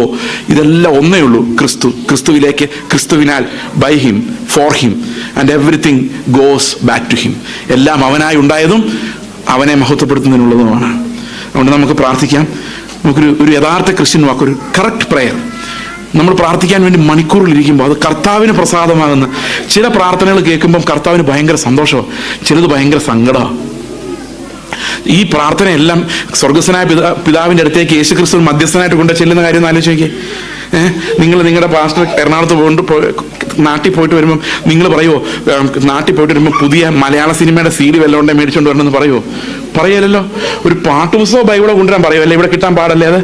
അങ്ങനെ പറയുമല്ലേ? അപ്പൊ ഒരു പാസ്റ്ററോട് എന്താ പറയേണ്ടത് നമുക്കറിയാം അല്ലേ? അല്ലെ, യേശുവിനോട് എന്താ പറയേണ്ടതെന്ന് അറിയാമേലേ? യേശുവിനോട് ചോദിക്കുന്ന കാര്യങ്ങൾ എന്തൊക്കെയാ അല്ലെ? യേശു ഇതെല്ലാമായിട്ട് പിതാവിൻ്റെ അടുത്തോട്ട് ചെല്ലുമ്പോൾ പിതാവ് ഇപ്പോഴും നിന്റെ ആൾക്കാർ ഇതൊക്കെയാണോ ചോദിക്കുന്നത്? ഇപ്പൊ കർത്താവ് പറയും, 1 വർഷം കൂടെ നമുക്ക് നോക്കാം നന്നാവുമെന്ന്. പിന്നെ കരുണയാൽ ഇത് 1 വർഷം ഇങ്ങനെ പോയി നമ്മളിങ്ങനെ വെച്ചോണ്ടിരിക്കുക. അത് യുവതാരം മുഴുവൻ കർത്താവ് വെച്ചോണ്ടിരുന്നുള്ളൂ. അതാ അവന്റെ സ്നേഹം. ഓക്കെ, എനിവേ, നമ്മൾ ദൈവത്തെ മഹത്വപ്പെടുന്നത് എങ്ങനെയാണെന്നറിയോ? ഒറ്റ വാക്യം. എൻ്റെ കൊച്ചനോട് പറയാം, മോൻ എന്നോട് പറയല്ലേ, മോൾ എന്നോട് പറയുക, പപ്പ നാളെ എനിക്ക് ഇഡ്ഡലി വേണം കേട്ടോ എന്ന് പറയുന്നതിനകത്തല്ല ഞാൻ മഹത്വപ്പെടുന്നത്. അതെനിക്ക് അവൻ വിശ്വസിക്കണം ഞാൻ അവന് കൊടുക്കുമെന്ന്. പക്ഷെ അവൻ ഇങ്ങനെ പറയാന്ന് വെച്ചോ, അവധിക്കാലത്ത് മെയ് മാസത്തിൽ വന്നതിനോട് പറയുക, അടുത്ത വർഷത്തേക്കുള്ള പുസ്തകം വല്ലതും എനിക്ക് പഠിക്കാൻ ധൃതിയായി എന്ന് പറഞ്ഞ അപ്പൻ എന്ത് സന്തോഷമായിരിക്കും അല്ലേ? കാരണം അപ്പൻ്റെ ഉദ്ദേശം തന്നെ ആരുടെ ഉദ്ദേശം? മകൻ്റെ ഉദ്ദേശം. പിതാവായ ദൈവത്തിന് നമ്മളെ തേജസ്കരിക്കാൻ ഉദ്ദേശമെങ്കിൽ നമ്മുടെ ഉദ്ദേശം അത് തന്നെയാണെങ്കിൽ തേജസ്സിന് വേണ്ടിയുള്ള പ്രാർത്ഥനകൾ നമ്മൾ പ്രാർത്ഥിക്കാൻ തുടങ്ങുമ്പോൾ സ്വർഗത്തിൽ ദൈവം ആ പ്രാർത്ഥനയിലൂടെ നമ്മൾ ദൈവത്തിന്റെ പ്രവൃത്തികളെ സ്തുതിക്കുകയോ ചെയ്യുന്നത്. Our prayers bring joy to the Lord. അവൻ ഇത് ചോദിക്കാൻ തുടങ്ങിയല്ലോ, അവൻ വളരുന്നുണ്ടല്ലോ, അവന്റെ ആഗ്രഹങ്ങൾ മാറിയല്ലോ, യേശുവിന്റെ അതേ ആഗ്രഹങ്ങൾ ഇവന് ഉണ്ടായി തുടങ്ങിയല്ലോ. അത് ദൈവത്തിന് ഭയങ്കര സന്തോഷമാണ്. അവനെ സന്തോഷിപ്പിക്കാൻ നമ്മുടെ പ്രാർത്ഥനകൾക്ക് കഴിയണം, നമ്മുടെ ആരാധനയ്ക്ക് കഴിയണം, നമ്മുടെ വളർച്ചയ്ക്ക് കഴിയണം. ഈ കൊച്ചു പിള്ളേരായിട്ട് കളിക്കാൻ ഭയങ്കര എളുപ്പമല്ലേ, രസമല്ലേ? അല്ലെ, കുഞ്ഞു പിള്ളേർ, 2 വയസ്സുള്ള പിള്ളേർ നല്ല രസമാണ്. ഒരു കുഞ്ഞുണ്ടാകുമ്പോഴും ഭയങ്കര രസമാണ്, ലഡു ജിലേബിയൊക്കെ തിന്നാം. പക്ഷെ 2 വയസ്സുള്ള കൊച്ചിൻ്റെ കൂടെ കളിക്കാമെന്ന് വിചാരിച്ചുകൊണ്ട് 20 വയസ്സായാലും ഈ കൊച്ചു 2 വയസ്സുകാരനെ പോലെ ഇരുന്നാലോ? നാട്ടുകാർ ചിലപ്പോൾ എല്ലാവരും വന്ന് ഈ കൊച്ചുമായിട്ട് കളിക്കുമായിരിക്കും. പക്ഷെ ആ കൊച്ചിൻ്റെ അപ്പനും അമ്മയ്ക്കും പരവേശമായിരിക്കും. ലോകത്തുള്ള സകല ഡോക്ടർമാർ, എൻ്റെ കൊച്ചിന് എന്ത് പറ്റി ഡോക്ടറെ? ഇതേ അവസ്ഥയാണ് ഇപ്പോൾ സ്വർഗത്തിൽ. ഒത്തിരി കുഞ്ഞുങ്ങളുണ്ടായി, നല്ല പാട്ടും ബഹളമൊക്കെ ആയിരുന്നു സ്വർഗത്തിൽ. പക്ഷെ ഇപ്പോൾ ഒരെണ്ണത്തിനും വളർച്ചയില്ല. എല്ലാം പാല് കുടിച്ചുകൊണ്ട് 30, 40, 60 വർഷമായ കുഞ്ഞുങ്ങൾ പാല് കുടിച്ചുകൊണ്ടിരിക്കുക. ഒരു ഉപദേശത്തിന്റെ കാറ്റ് അങ്ങോട്ട്, അടുത്ത ഉപദേശത്തിന്റെ കാറ്റ് ഇങ്ങോട്ട്. പ്രിയ സഹോദരങ്ങളെ, നമ്മൾ പരിജ്ഞാനപൂർത്തി പ്രാപിക്കാൻ തക്കവണ്ണം, ക്രിസ്തുവിന്റെ ആ ഇടുക്ക് വഴിയിലൂടെ പോകാൻ തക്കവണ്ണം നല്ല പോർ പൊരുതുവാൻ ദൈവം നമ്മളെ സഹായിക്കട്ടെ.